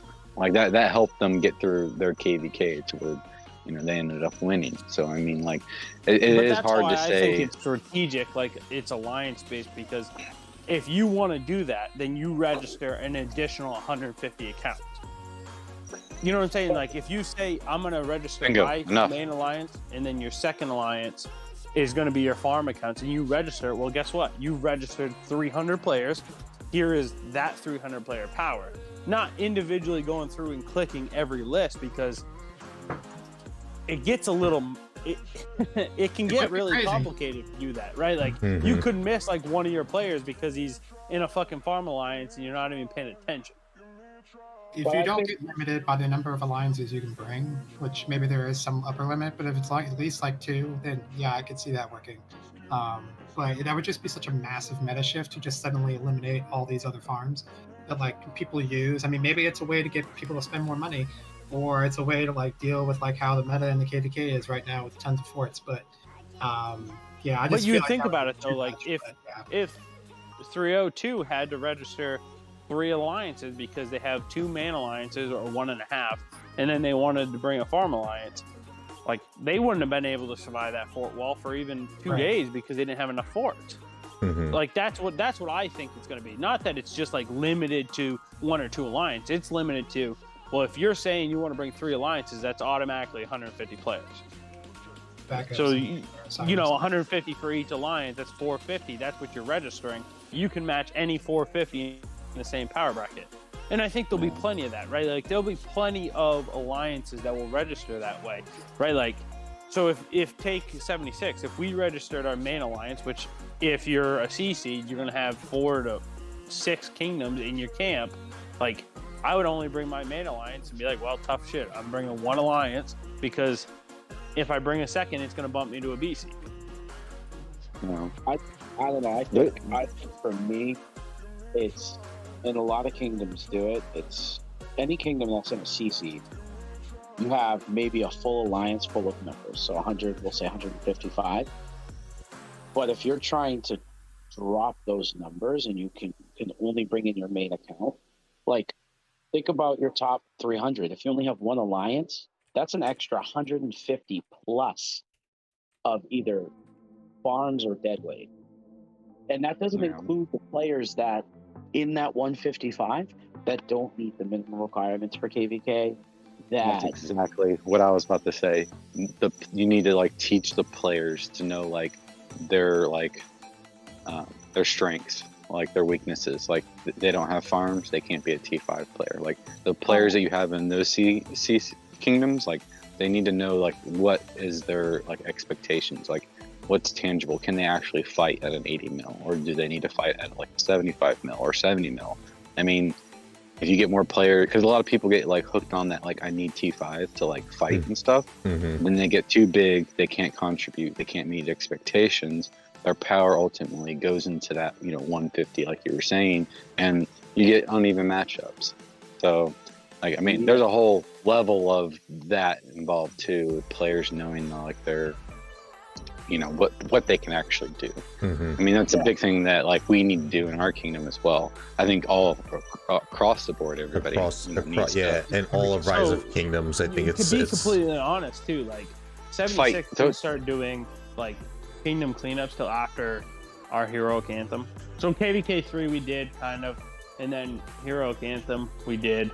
But one of the things that we've been doing, and it's to touch on your point of players powering up too high, is instead of just instantly punishing that guy for not contributing, we give him a 65 mil power cap. We're like, hey, this is where you contributed. This is your level of contributions.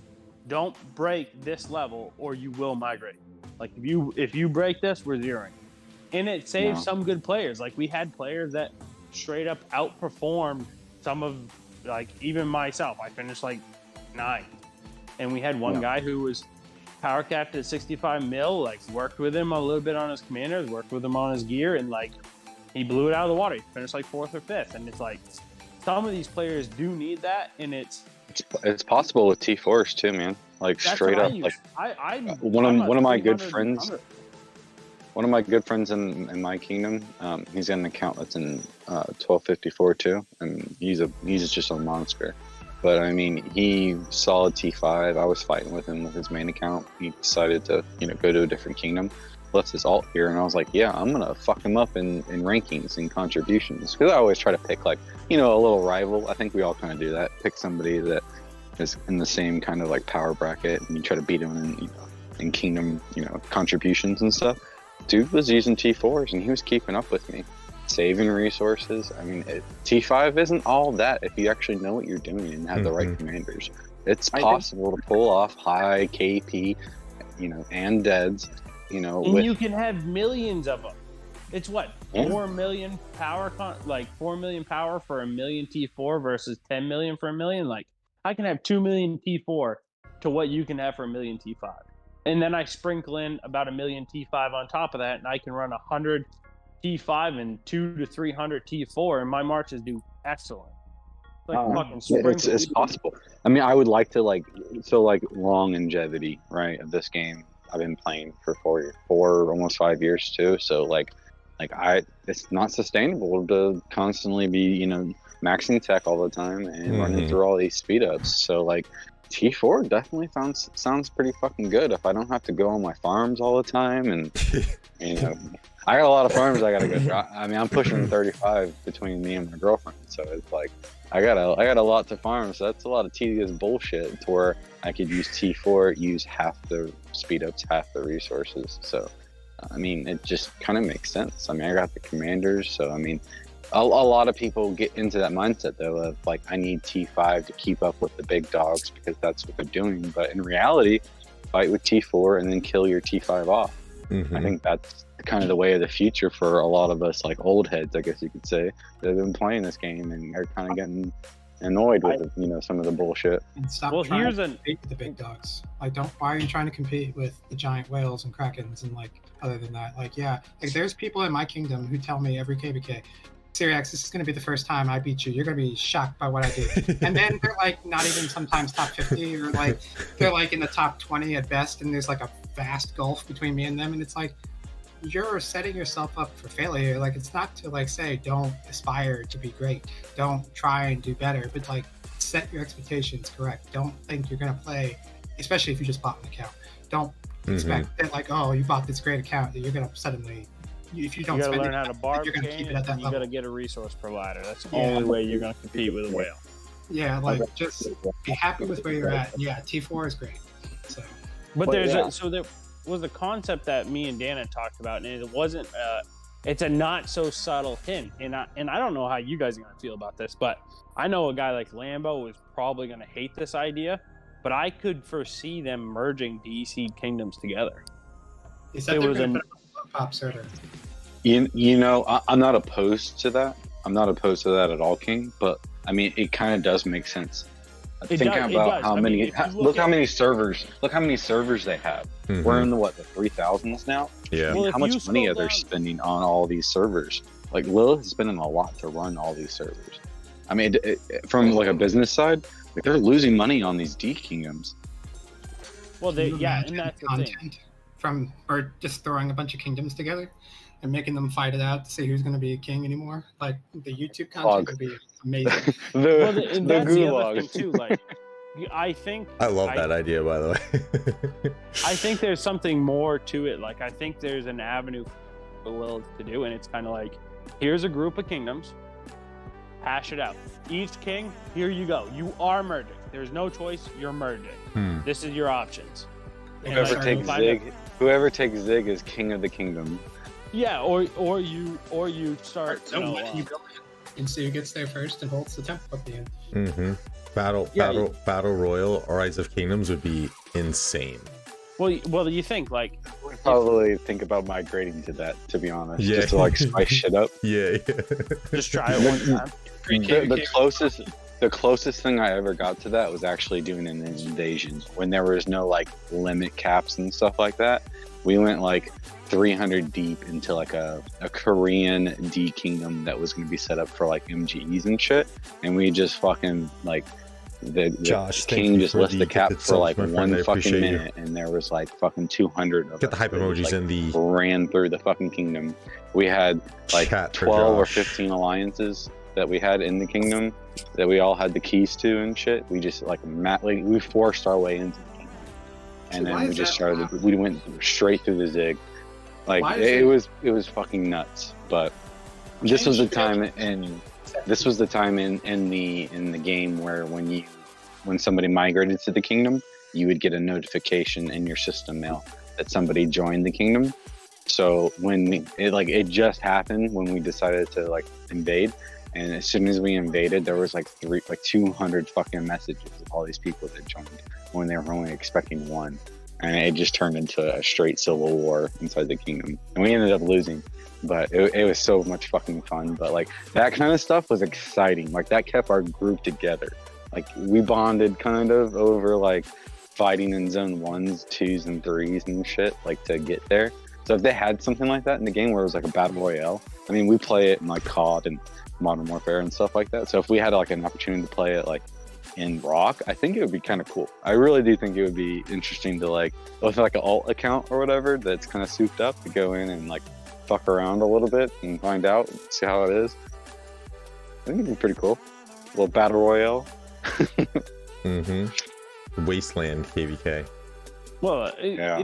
that's the thing. Like they've hinted at it. They merged servers in Call of Dragons. Like they've hinted at merging. Have?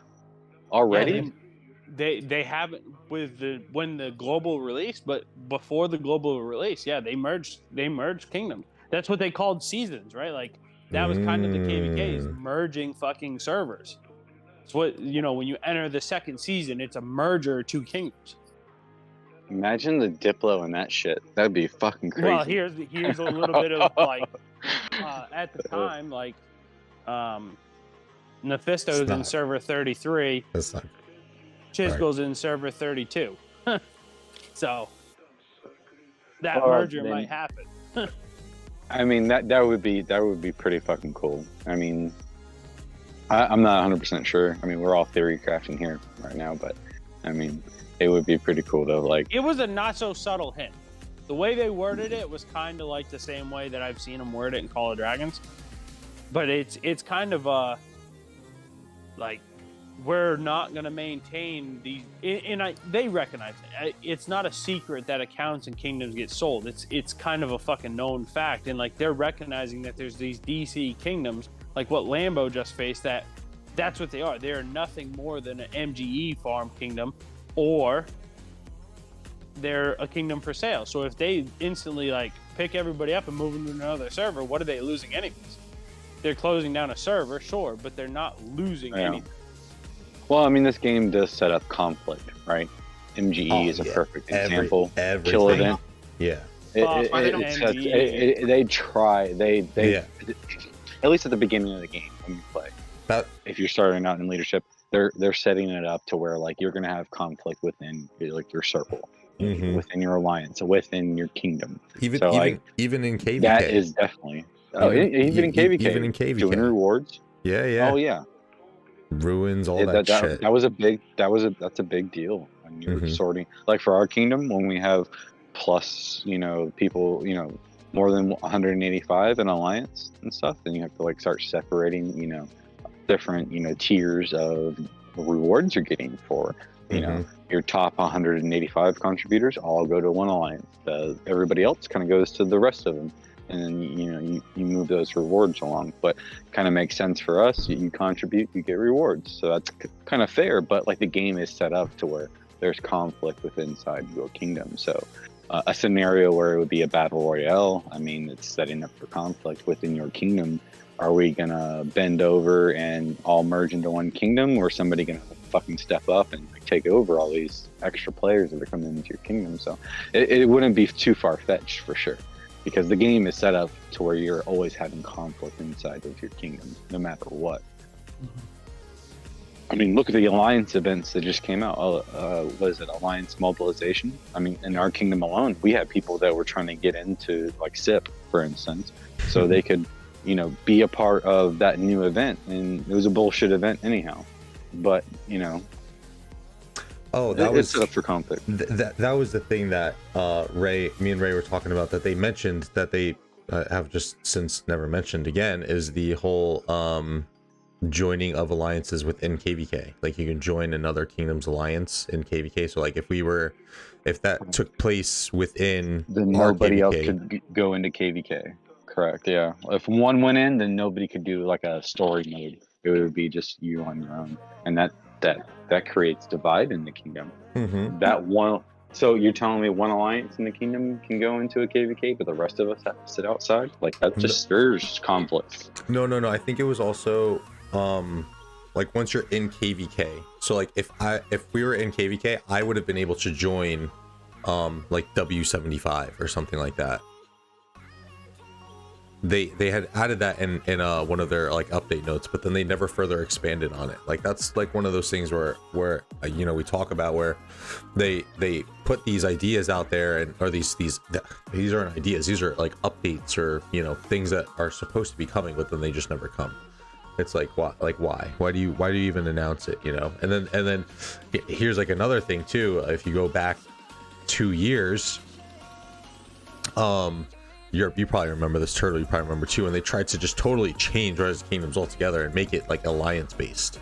Like they were going to change everything. I have a video on it too. That was probably one of the stupidest things they've ever tried to do. It's just it would have just negated the whole kingdom aspect of Rise of Kingdoms. Oh yeah, I remember that. I mean shit. Not even. I mean, they've done a couple of things where it just stirs the conflict. I mean, even recently, look at the Altarks. I mean, before this KvK, I mean, whoever hold the Zig would get all 300 of the inscriptions. Like you wouldn't have, like, why have allies if one person's just going to take over and get all the Altarks? I'll be completely honest with you. I mean, we came into this KvK hoping that when the update hit, we would get all 300. I mean, what kingdom wouldn't want that? Absolutely. Yeah. But I mean, that's not just me being, like, you know, oh, I'm greedy or something, but like that's a great reward right there. That puts my kingdom ahead a little bit, not a lot, but it does put a little bit. So I mean, but that's just conflict between, you know, us, your kingdom, and your allies, who you pick. You know, that could be potential allies in the future.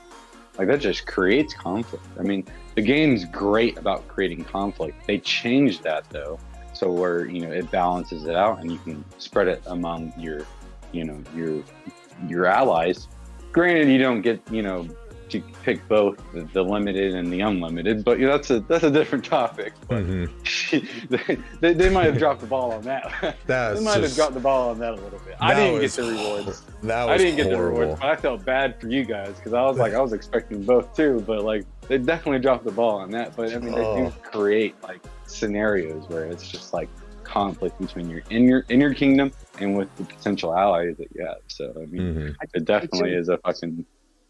The inscription says non-limited, so I thought it was like the ones that you have the KvK coins. Like if you have four turtle. coins, did you pick the non-limited one first before the?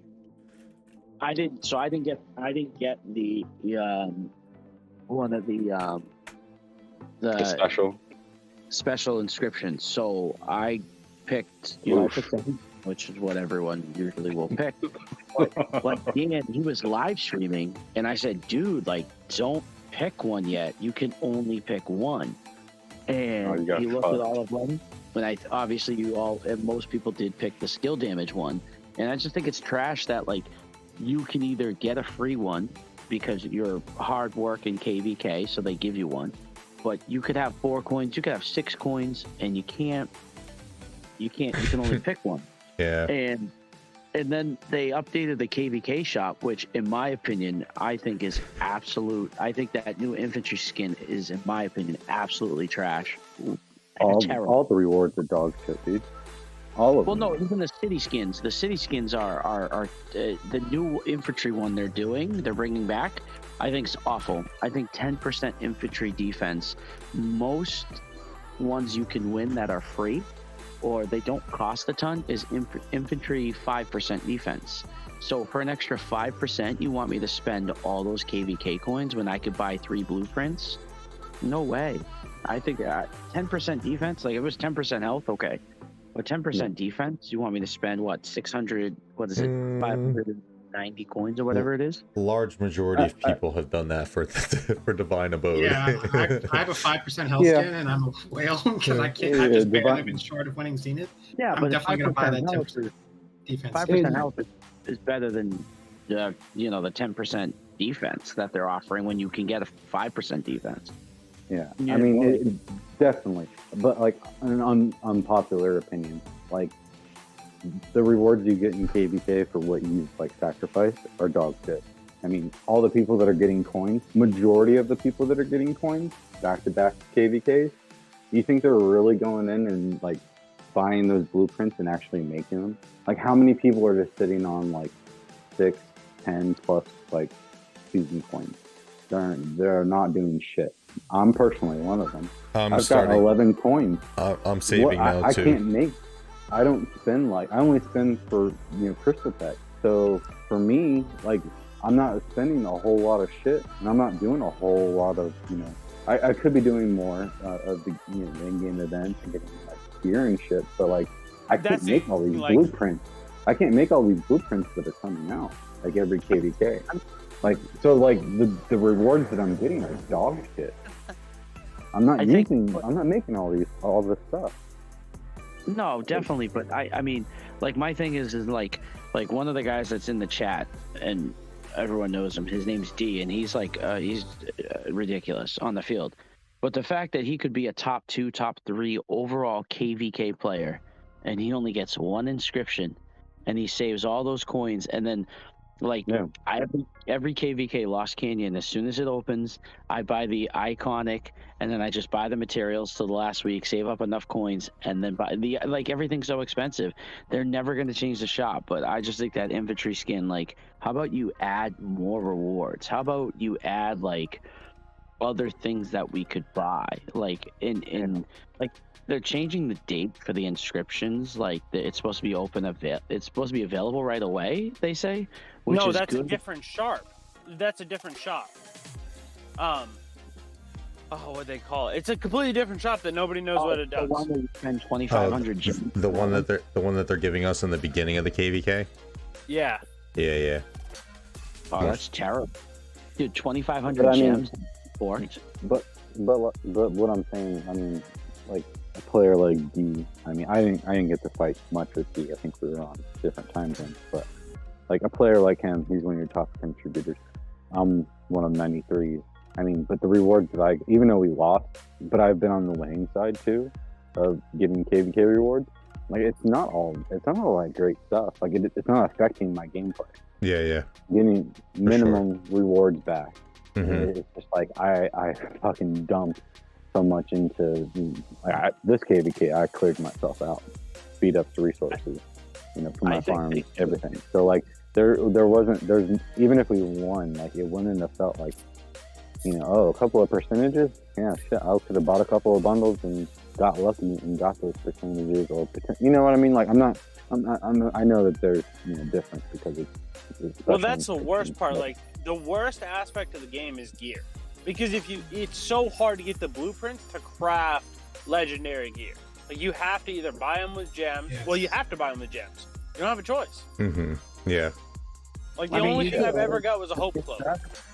I mean, gear is definitely debatable. I mean, most of my gear that I had, probably 4 of my marches are legendary, and the other 3 are epics and stuff. Special talented. I make it work on a budget kind of deal with budget commanders and stuff. Like there's some free to play aspects, but I mean, I put fucking 81 million kills up. Even if I won, I'm not seeing a return. Like from speed up to resources, you can go all out as a fighter, and you're still not getting much as far as rewards, even for like the winning side, because you're not getting those speed ups back. You're not getting definitely the resources or gold heads or materials back. I mean, materials would be fucking awesome. It would definitely help, late stages and stuff. But like, there's no like super incentive for me to like just go beyond my minimum contribution. Really, right? Like save up for the next. Except that's the fun of the game. Like, Yeah, but exactly. Like, Everybody, definitely. As far as I have my personal reason, my goals, my rights, stuff like that. But like, there's no reward for doing it, really. and that's what's so hard. And I've said it to Dirty Dan. Like, there's no such thing as a bad player. They're just as unmotivated players, or players that just don't want to play that style of game. And those are the players that we have to migrate, and you can't do anything about them. So you're stuck limiting who you bring in for active players, whether they're mediocre or they're excellent, because if they decide to quit the game, they either go inactive for 30 days, and then at day 25 they go, well, I didn't really want to quit. I just decided to because I couldn't afford to play, but I'm back now, but I have no resources. My favorite one is, I was so busy during KvK, but like every day when I check rock boards, I can see you like powering up. that one's my favorite. I can see a steadily increase in your power, but you were too fucking busy. But you definitely get online and you can fucking do that. I can see how many helps you got. Yeah, okay. Lost Canyon. Somebody like, I'm super busy, yet they hit you 7 times in Lost Canyon. Like, I see you, motherfucker. So speaking of gear and stuff like that, let me ask you guys a question. So I asked Dan, and we were going to talk about it. So I'm debating whether to max Boudica in ZL and then work on pretty much epic gear, or try to get a ring for Skippy and try to refine some of his gear, because Skippy needs like a lot of health. So I have like the pants for health and the shield for health, and they're crit. So, I get that extra, 20% or 22% or whatever it is. But But Boudica, I don't have an archer march. But if I focus on archer gear, then I probably wouldn't be able to do the ring accessory when KvK starts. Well, And- so I asked this question too, but I asked it to like some of our whales, and I was like, "Hey, what do you think?" They're like, "The last thing you should craft is an accessory if you don't have gear." And so something else they pointed out that, and it makes sense, and it doesn't make sense to a lot of players, but if you're gonna have 3 troop types, okay, if you're gonna have cavalry to fill a cavalry rally, infantry for an archer or infantry garrison, archers for an archer rally, why wouldn't you have an archer march?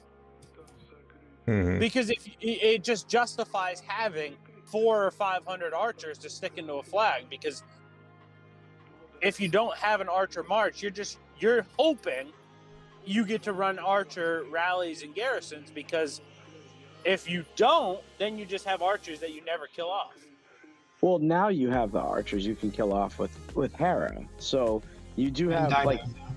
I didn't have archers. I don't have an archer march currently, and I still got rid of like 650, 700,000 archers this KvK. I didn't have my troops.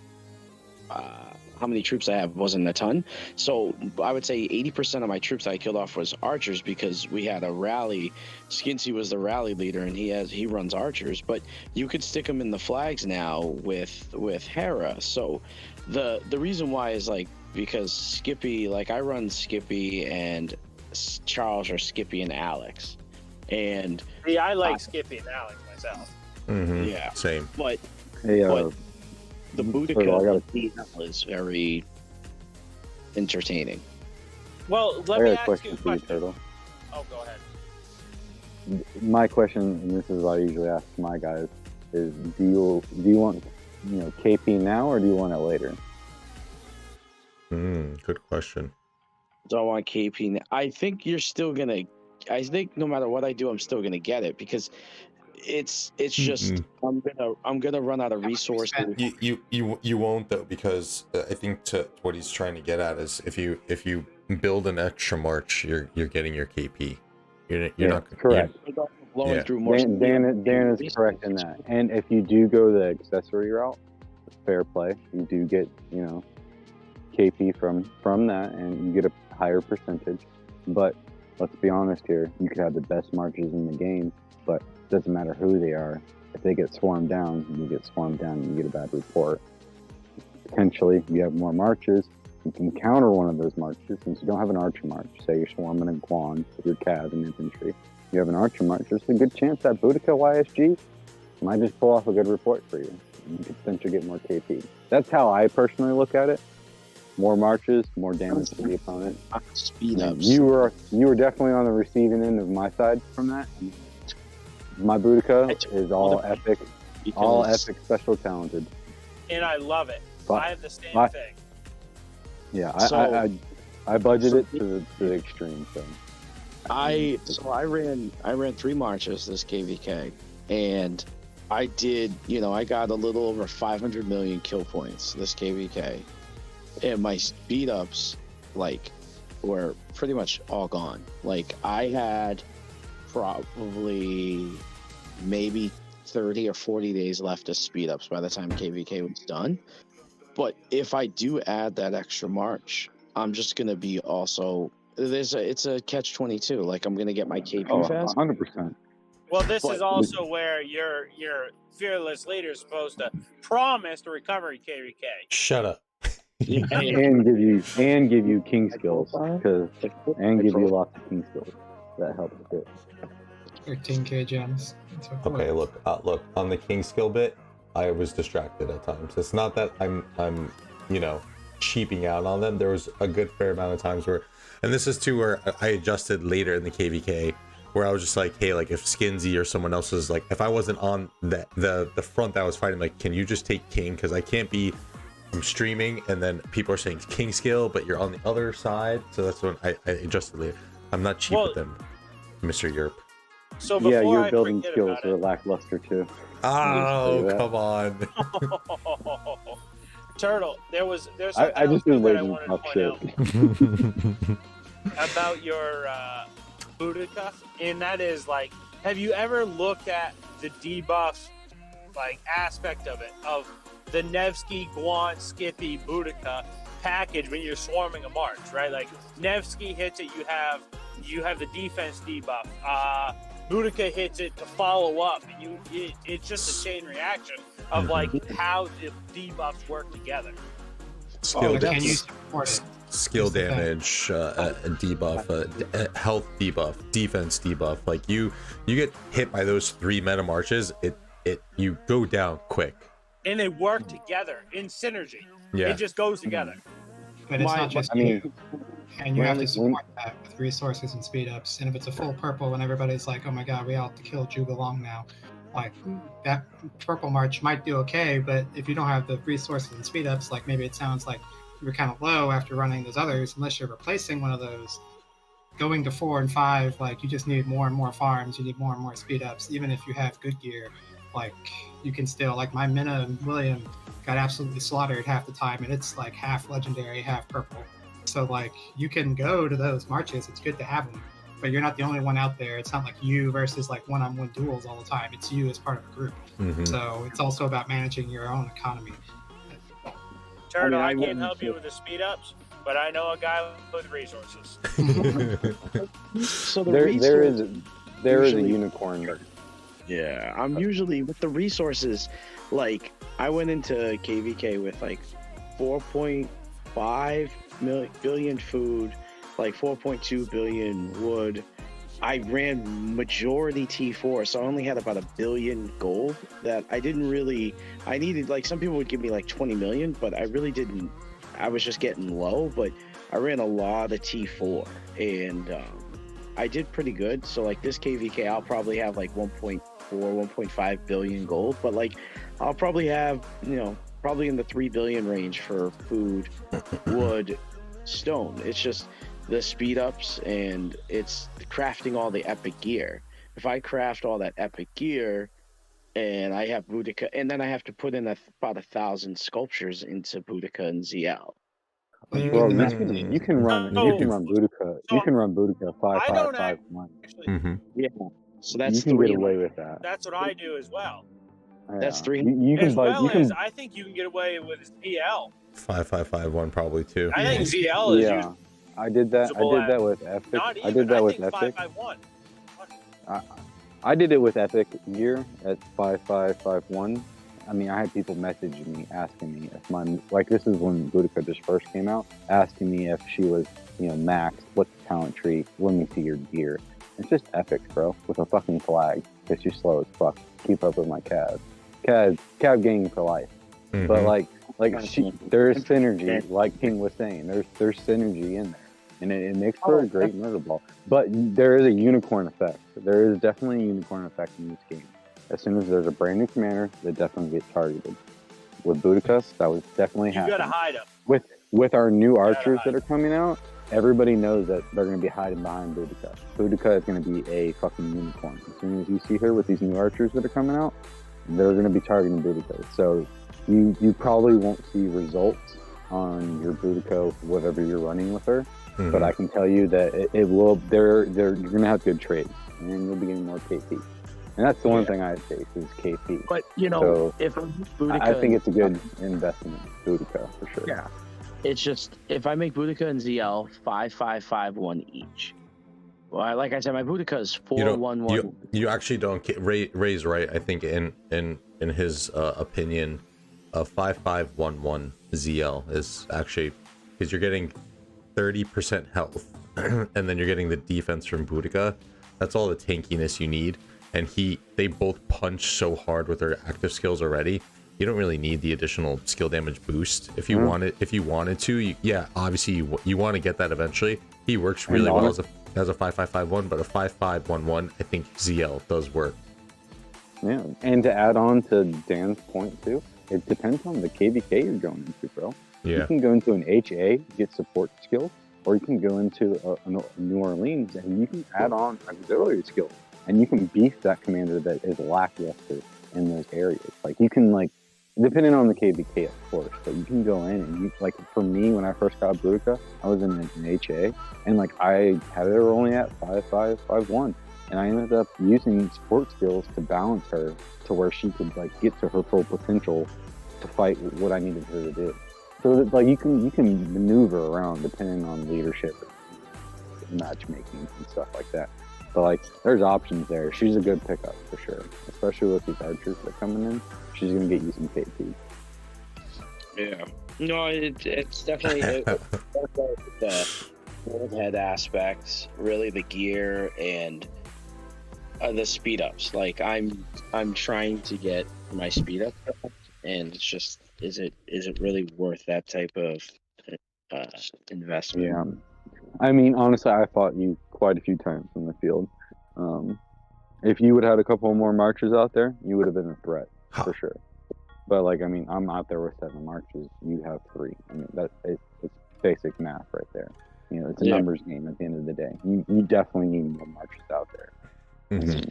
Yeah, for sure. There was only a couple of times where I was going to toe with a few people in 81 that really fucking put me back quite a bit. Fuck, I'm gonna trash his name. Mirio. No, I didn't fight D. It's Mirio or Monero. Mm-hmm. That dude, I was watching him on his way to six bill KP. Like I was rooting for him because me and him were going back to back, but he was out there with 6-7 marches. He's definitely one of the guys I recognize in the team as a true fighter. I didn't get to fight D, but Yuri, he definitely said that like D was up there as far as your best fighters, but like that dude, me and him would go back to back. Monero. He's a tank. He's a well tank. Monero actually had he was our number 1 contributor in this KvK, and that's a new account. That's an 8-digit. Oh, I know. Yeah. It's an 8-digit. Starts with 9. Yeah, it's a new account. Yeah, after a couple of fights with him, I ended up getting in PMs, and I just started, bullshitting, going back and forth with him, and we just started shooting the shit. He's a real chill dude, and we just started I ended up sending the fucking Lohar at him a couple of times just to fuck with him. But yeah, well tank through and through, and he'd go out there and just start fucking tanking, and I'm like, what are you doing, bro? Like, you don't have the fucking resources for this. And it got to a point where me and him were both healing with gems. And I was like, how many more gems you got? And he's like, no, how many more gems you got? I was like, it's less than you, bro. And he's like, yeah, I'm almost out too. But me and him had good fun fighting. But like, that dude's sending 7 marches out every fucking time. Yeah. You know, he was getting his KP. If only so, would send you definitely 7 marches. Toro, you definitely need more than 3 marches for sure, bro. 100%.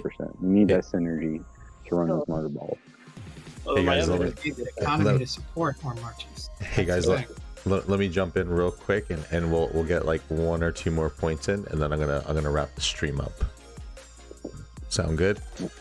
Are we gonna start talking shit about last KvK yet, or can we talk about it too you early? don't love us, that's why. I gotta get. I've been running around all day. I worked a double yesterday. I got a double tomorrow. I'm trying to get some rest, my man. Can we talk about Shinji's migrating video? There's that like. Shinji, what? Did I sent you a message earlier? Did you watch his migrating video? No, I don't watch. Me and Shinji are very cordial, but I do not watch any Shinji videos. I don't really watch any other YouTuber videos. I try because I know if I watch them, I'm gonna slowly steal like their concepts of their videos. So I try to be as original as possible. So I really don't watch any other videos. I mainly will pop into other people's streams to say like what's up and to support them, hit the like button, drop some super chats and stuff like that. But I don't watch many videos, to be honest. Yeah. So migrating. Do with the King League. He was talking about how he pulled up his stat tracker and how he was ranked like 68, and he had said that he left because in the comments he had left because he didn't meet his requirement and he disagreed with it. And he's just like, yeah, 2581, it was good, there was a good kingdom, very nice people. And then he played a clip, and I think it was like Marcus was like, yeah, Shinji, we're very happy with your overall performance, this. And I'm like, dude, like, and then the people, I think they were from this kingdom, they're like, dude, you're pretty much trash, dude. You only had 1 million T5 dead, and you're that mega. And like, I looked at it that he was probably top 15 in power, and he finished almost 70th in total DKP. But like, he thought that his DKP was either too hard to reach, or it was like there wasn't enough fighting to do it. Well, someone made a good point, and he hasn't shied away from this. Is that and I think he mentioned too. He said it to Marcus. Marcus sent me a screenshot, and Morningstar is Marcus. For those who don't know, they were like, "Who the fuck is Marcus?" It's Morningstar, and he's very open about saying that, you know, he really is just kind of in it for the content and not like for the like really top tier fighting. You know, so you know, he has his aim and his mission and what he wants to do, and you gotta remember too, you know, and not trying to defend the guy, but he does make content for I think like 2 or 3 other games, like Call of Dragons. He does the Uno thing, so you know, time maybe Listen, not don't fucking break out Uno here. Well, Fucking give it to you right now. King, hang on, King, and to add on to Dan's point too. I mean, it's not sustainable to be fighting, you know, big kingdoms back to back and stuff, which technically he has done. So I mean, I'll give it some leeway. I understand that. I mean, I guess jumping through KvKs, and it's not sustainable running through all those resources and speed ups. Sure. someone said he had taken not taken last KvK off, but during KvK, and it was like in the comments in his video, one of the KvKs, the one before the one we just did, he was apparently on vacation, which, you know, personal life is always, you know, supersedes everything. But he was on vacation and he really didn't fight that much. So, you know, and it was one person in particular, and I don't know who it is. I think they're in 2581. They literally like roasted him on all the comments. So like they at him every chance they got. And I mean, I'm all for, like, you know. Well, I think there's something too. Like you have to look at it, and this is what we talked about earlier, where players are punching. They have to punch lateral, right? If you're training more power than you're contributing, or even losing, like, you should almost maintain, in my opinion, right? Like, you're either dropping power in KvK or you're maintaining where you started. If you enter KvK and then you gain power, like, you're a shit fucking player and non-contributor. And I think I pointed that out, like, in the middle of Dan's stream as, like, what the fuck is this? Yeah. No, I think for like me, and I summed it up after reading these comments. Like, I was ranked 82 in power going into KvK in our kingdom, and I finished 33rd in DKP, and I am 30 million less power than Shinji. So if I'm able to do that, 30 million less power. Well, and you also had players like Lin and dude, 3/8. Let's talk about, like, Lin is awesome, dude. Why is everyone doing this migration thing now? Like, everyone in 254. 386. Because they're all migrating out. Well, they don't have a fight. Like, it's not going to be like after this one. Like, I mean, it's not set in stone. They're gonna, like, that kingdom 254 is known for no skips. They do one skip, fucks everything. Like, it's not sustainable for those teams, for those players. I mean, and then the same thing for Senshi. I mean, if he's chasing content, that's what he's doing, it's not sustainable for him. So, I mean, there's shout out to something to Boba. it too, like, gang. yeah, hell Boba. yeah, Boba. There's something to it too. Ooh, fuck! I just made a huge mistake. I just disliked the stream. Ban. But there is something to the spending aspect, right? Like, I don't know how many alliance chests you guys pull a day. We pull about 1 to 2, right? Like, it's like on a 16 to 18 hour rotation, and that's 18 hours of speed up every day, just from that.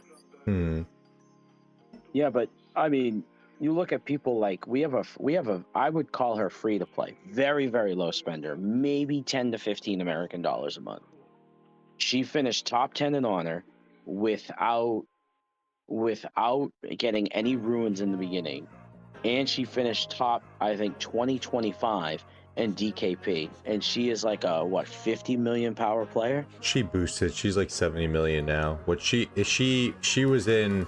She cracked top 15 at one point, but I'll give you even one that's more impressive is 386.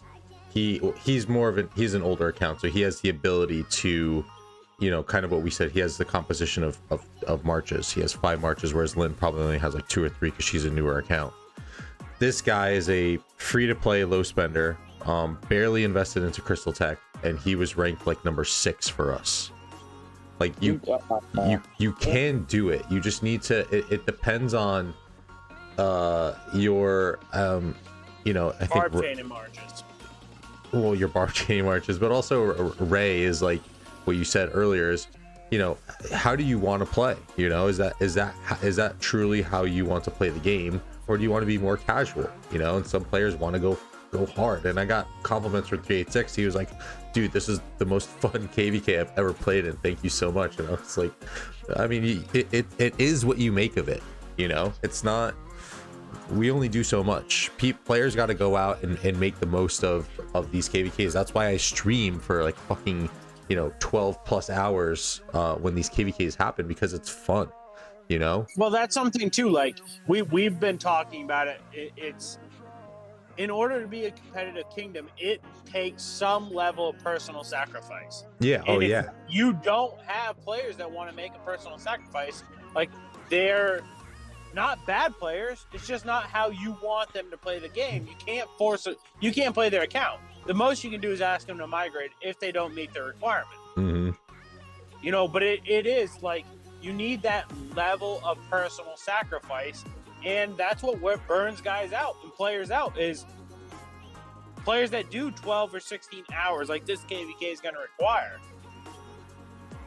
I love that shit personally. Like, dude, like I not everybody's built for that though. I Most know, gamers I know. are not built like that. Yeah, I know. Dude, there's nothing I love more than just requesting off of work and knowing that day that I'm just gonna fucking game for like 20 hours. I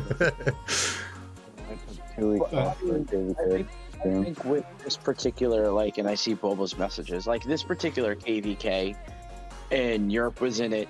There was way more than enough fighting.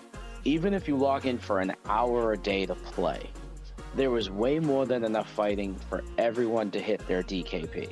100%. Nowadays, there's definitely some people hyper-efficient. that didn't.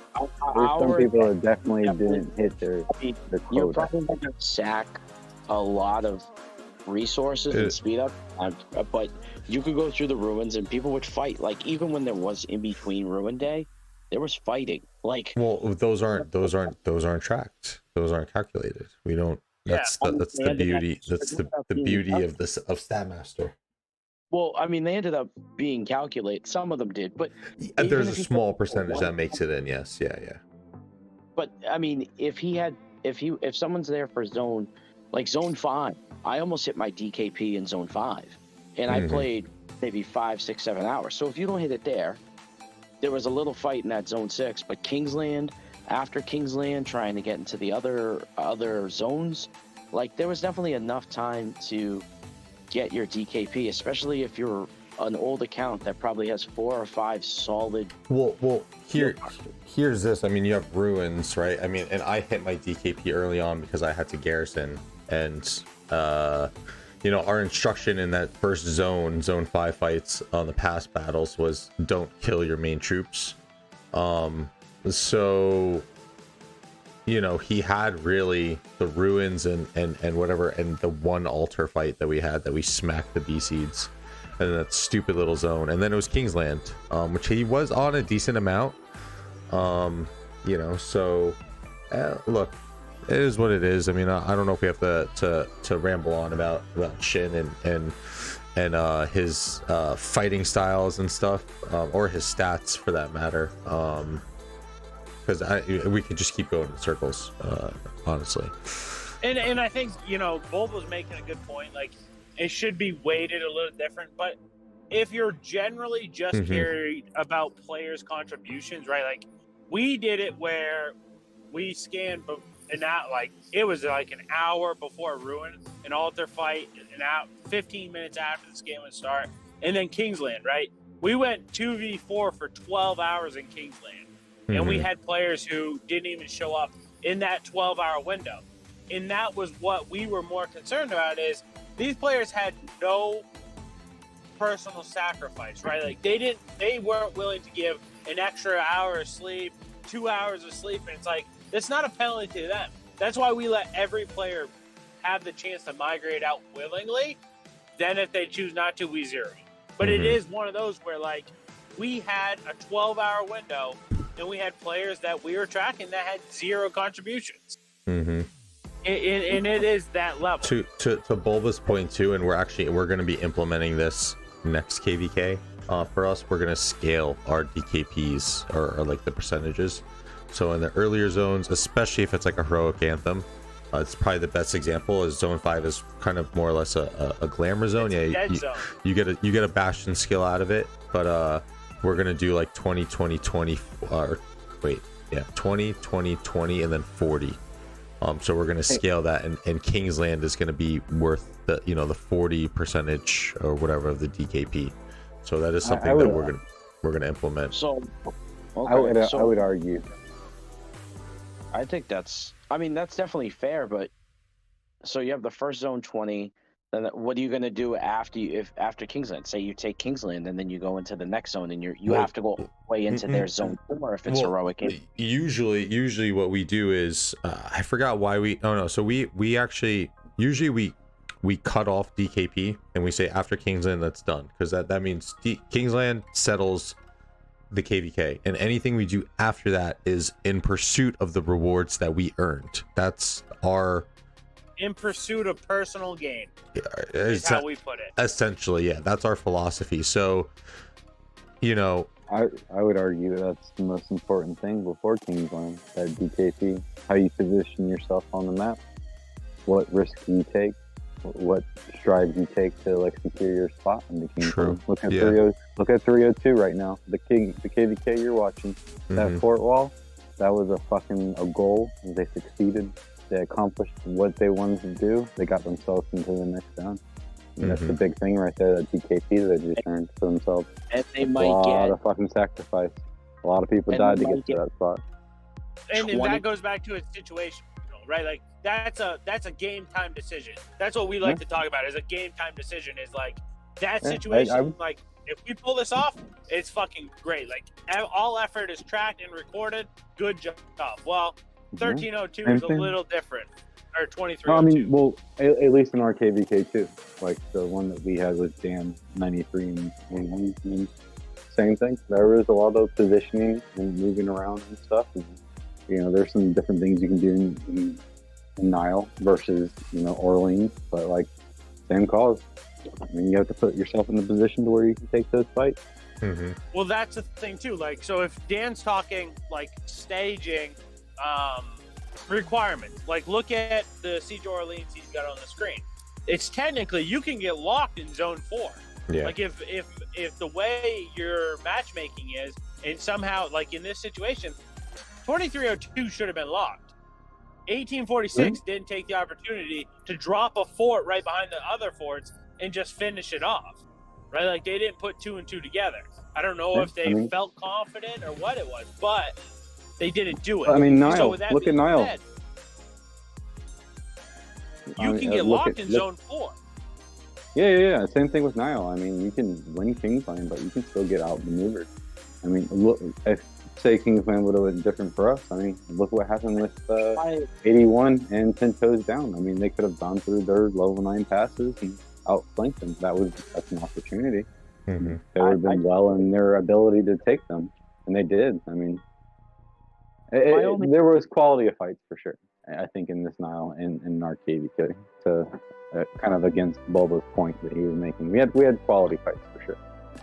I mean, it's all relative to everybody else, though. I mean, if everybody else was the same level of commitment or whatever you want to call for him, like he'd be right up there at the top. But other people hit things. Like, it doesn't really matter like the level of fights, the quality of fights. If there's a giant difference between him and like where you think he should be at a 90 mil or whatever, then it just is what it is. Like, it is true that KP is different and deads are different. The meta is really, I think, different between C and Imperium, but like, you tailor your expectations. You don't just like take, just like, oh, this is what 2293 does, I'm going to apply it to 2592. No, like, obviously lower it and we go based on that, but like, it's all relative to what your kingdom is doing. Maybe you can compare with other kingdoms in your rank or where you want to be, but ultimately, like, honestly, if other people manage to get to those points and meet their requirements, it really doesn't matter if he had the same amount of time. And so, yeah, I don't. Yeah. So I understand what Bulgaria is saying. I understand what some of y'all are saying, but I feel like there's just like a difference here, and it's more just about like. Oh, 100%. Yeah, planning, of course, 100%. There is a gap. There is definitely a gap. You're 100% correct about that. I mean, I've even asked for like expectations from 254 just to see what's their expectations. What do they expect out of a KvK from a player of whatever power to reach, from lower to higher. And I mean, and we try to take that, see how it goes with our kingdom, and just see how they take it. We'll probably chop it down a little bit, but I mean that goes back to like kingdom leadership and seeing how other people do it and how their expectations go, and we work from there.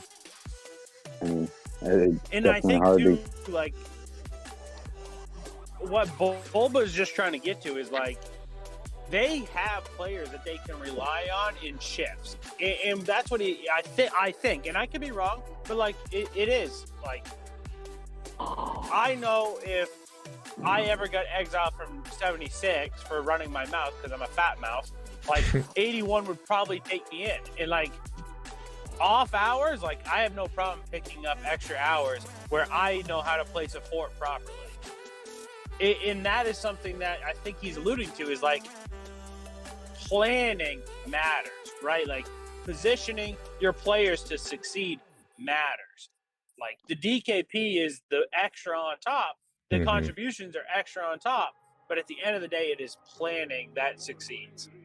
Well, the 2581 also gives, I believe, DKP towards like flag fillers and stuff like that. I think just builders, and it's not enough. So we tried to do that. We tried to do that, and like everybody that we gave it to met their requirements anyway.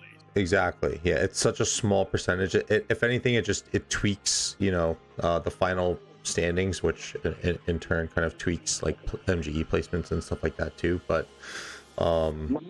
my biggest thing with the only reason why I brought up the whole Shinji thing is because I was watching his video and I saw the comments, and the reason why I had asked Dan about it was because, like, we're trying to build this kingdom, or the leadership's trying to build it. We're just maintaining the ship, but they're trying to build this into a kingdom that what you're getting with us. We're getting fighting. You're getting us just giving you everything we have to every KvK. And I know not everyone likes Shinji, but he does have a lot of people that do watch his stuff and watch his videos, and they read his comments, and it's just, I don't think, I think that even the way you word it, by saying that, I had a disagreement with leadership about my DKP contribution, they felt it was too low, even though he's saying it like that, it's still somewhat of a bad message to send. And, most people will probably ignore it, but there are going to be some people who could be really good at, fighting, and they might not be interested coming here of any sort because of that message. It's this is something too, like, I get what you're saying, but I've always been told there is no such thing as bad publicity. You can have bad publicity about you, but at the end of the day, it can turn into good publicity if you just post it. If somebody asks, you just say, you want to see his actual sport? Here you go. And it's like, well, now you're not necessarily tarnishing somebody's reputation, but as much as like laying it on the table, like, you reached out to me, here you go. Yeah. Well, another good point I'd probably like to add, for at least for your kingdom, Turtle and Dan. I mean, as far as expectation wise, I mean, showing your expectations for your kingdom, and then you could show like expectations for, say, 1960 or 1254 to your kingdom, and they'd be like, that is fucking ridiculous. That is absurd. Then somebody would see that, like, Shinsi showed that information to, the world or whatever, and then somebody else would be like, oh, that's nothing. Like, those expectations are fucking nothing. Like, I mean, it's just all circumstance. It depends on the player, but I mean, I know, like, when we showed a couple of people, other kingdoms' expectations, they were like, that's fucking insane. Like, ours are good right now. Like, I'm sure your kingdom that you guys have, you have your expectations, and people are like, wow, this is fucking crazy. But if you showed them, like, the top 10, top 5 kingdoms in the game, their expectations, they'd be like, I don't want to be in this kingdom. Like, grass isn't greener on the other time. There is definitely a gap in between, like, expectations for on player basis. But I mean, that goes down to leadership and vetting and getting the right people, and, knowing what your kingdom's about, what level you're playing at, for sure. I mean, there's no doubt that, like, 81 and 93 are playing at a different level than compared to, like, 93, 60, and 254 and 07. Like, there's definitely a fucking gap. Nobody's doubting that shit. At the end of the day, we still have fun. I mean, fuck, this KvK was great. I had a lot of fun kicking Dan's ass. I don't know about the rest of you guys. Bro, you want to know, like, that at this moment you fucked up, or like the shake my head moment was when he wanted to fight Memento one-on-one, and I don't think he had like a rune at the time. No, he didn't have much of nothing. Yeah. No, and like everyone's watching. I think he had like 100 people watching, and he was just laughing about it because he forgot the rune, and I think he might have forgot the defense token. It must have been a Saturday. He was probably drinking. Part of the game. All right, y'all. I'm gonna be wrapping it up, guys. I'll give you each all a closing thought if you guys want. Go ahead, speak now. Forever hold your peace. I gotta get some rest. I got to take a piss like a racehorse. Okay, my last closing piece. The bees of our last KvK should have taken fucking drink, not 75. They don't deserve it. Yeah, that's I was gonna say too. Like, Storehouse running out is a real fucking crippler. That's all I gotta say. I'll just say it's been a great stream. A lot of cool discussions. I think Dan should really get his ass moving on King's Corner kind of stuff. There's obviously a lot of smart people in this community that could really help spread out a lot of the things we talked about to the general player base and help them go to the kingdoms they really want to be in, whether it's super try hard or super casual. Just saying. I want a hashtag global mad phantom. I want that insight, dude. Beat Redline to it. Come on. Okay. He's in the chat, Boba. Turtle, closing thoughts? Just it's a good stream, and I like to see more. This is definitely a good thing to have, with so much knowledge within the game, and even you always learn something, and for these people to relate and kind of get an idea of what to do next with their account and stuff like that. This is kind of why I always tell you to stream. Appreciate that. Yeah. Your hot take, I will say no more on that topic. Ray, I agree. Pay attention to your storehouses, everyone. Syriacs, I'm going to be in touch. King's Corner, I want to make it happen probably this week, hopefully, if you're available. You're going to be my first. You're going to be my first one up. Oh God, there's so many better people. Sure. And then Turtle, appreciate you as always, homie. All right, I'm going to mute you guys now so you don't have to hear. Wait, is that what I want to do? Yeah, I'm gonna mute here. All right. So real quick, just want to give a quick shout out to Turtle. Thank you for the gifted membership. Josh, thank you for the 5 gifted memberships. And then also, what the fuck in your Diplo? Do you know anything that happened with this KvK? Oh wait, hold on. I'm gonna mute. Wait, I didn't mute you guys yet. Shut up. Wait, shut up. There we go. D, thank you for the $50 super chat, and Josh, thank you for the 5 gifted memberships. I'm out, y'all. Stay tuned. Hit the like button on your way out. Consider subscribing. Shout out to the boys and joining me for the night. I'm out. Take care, guys. Peace.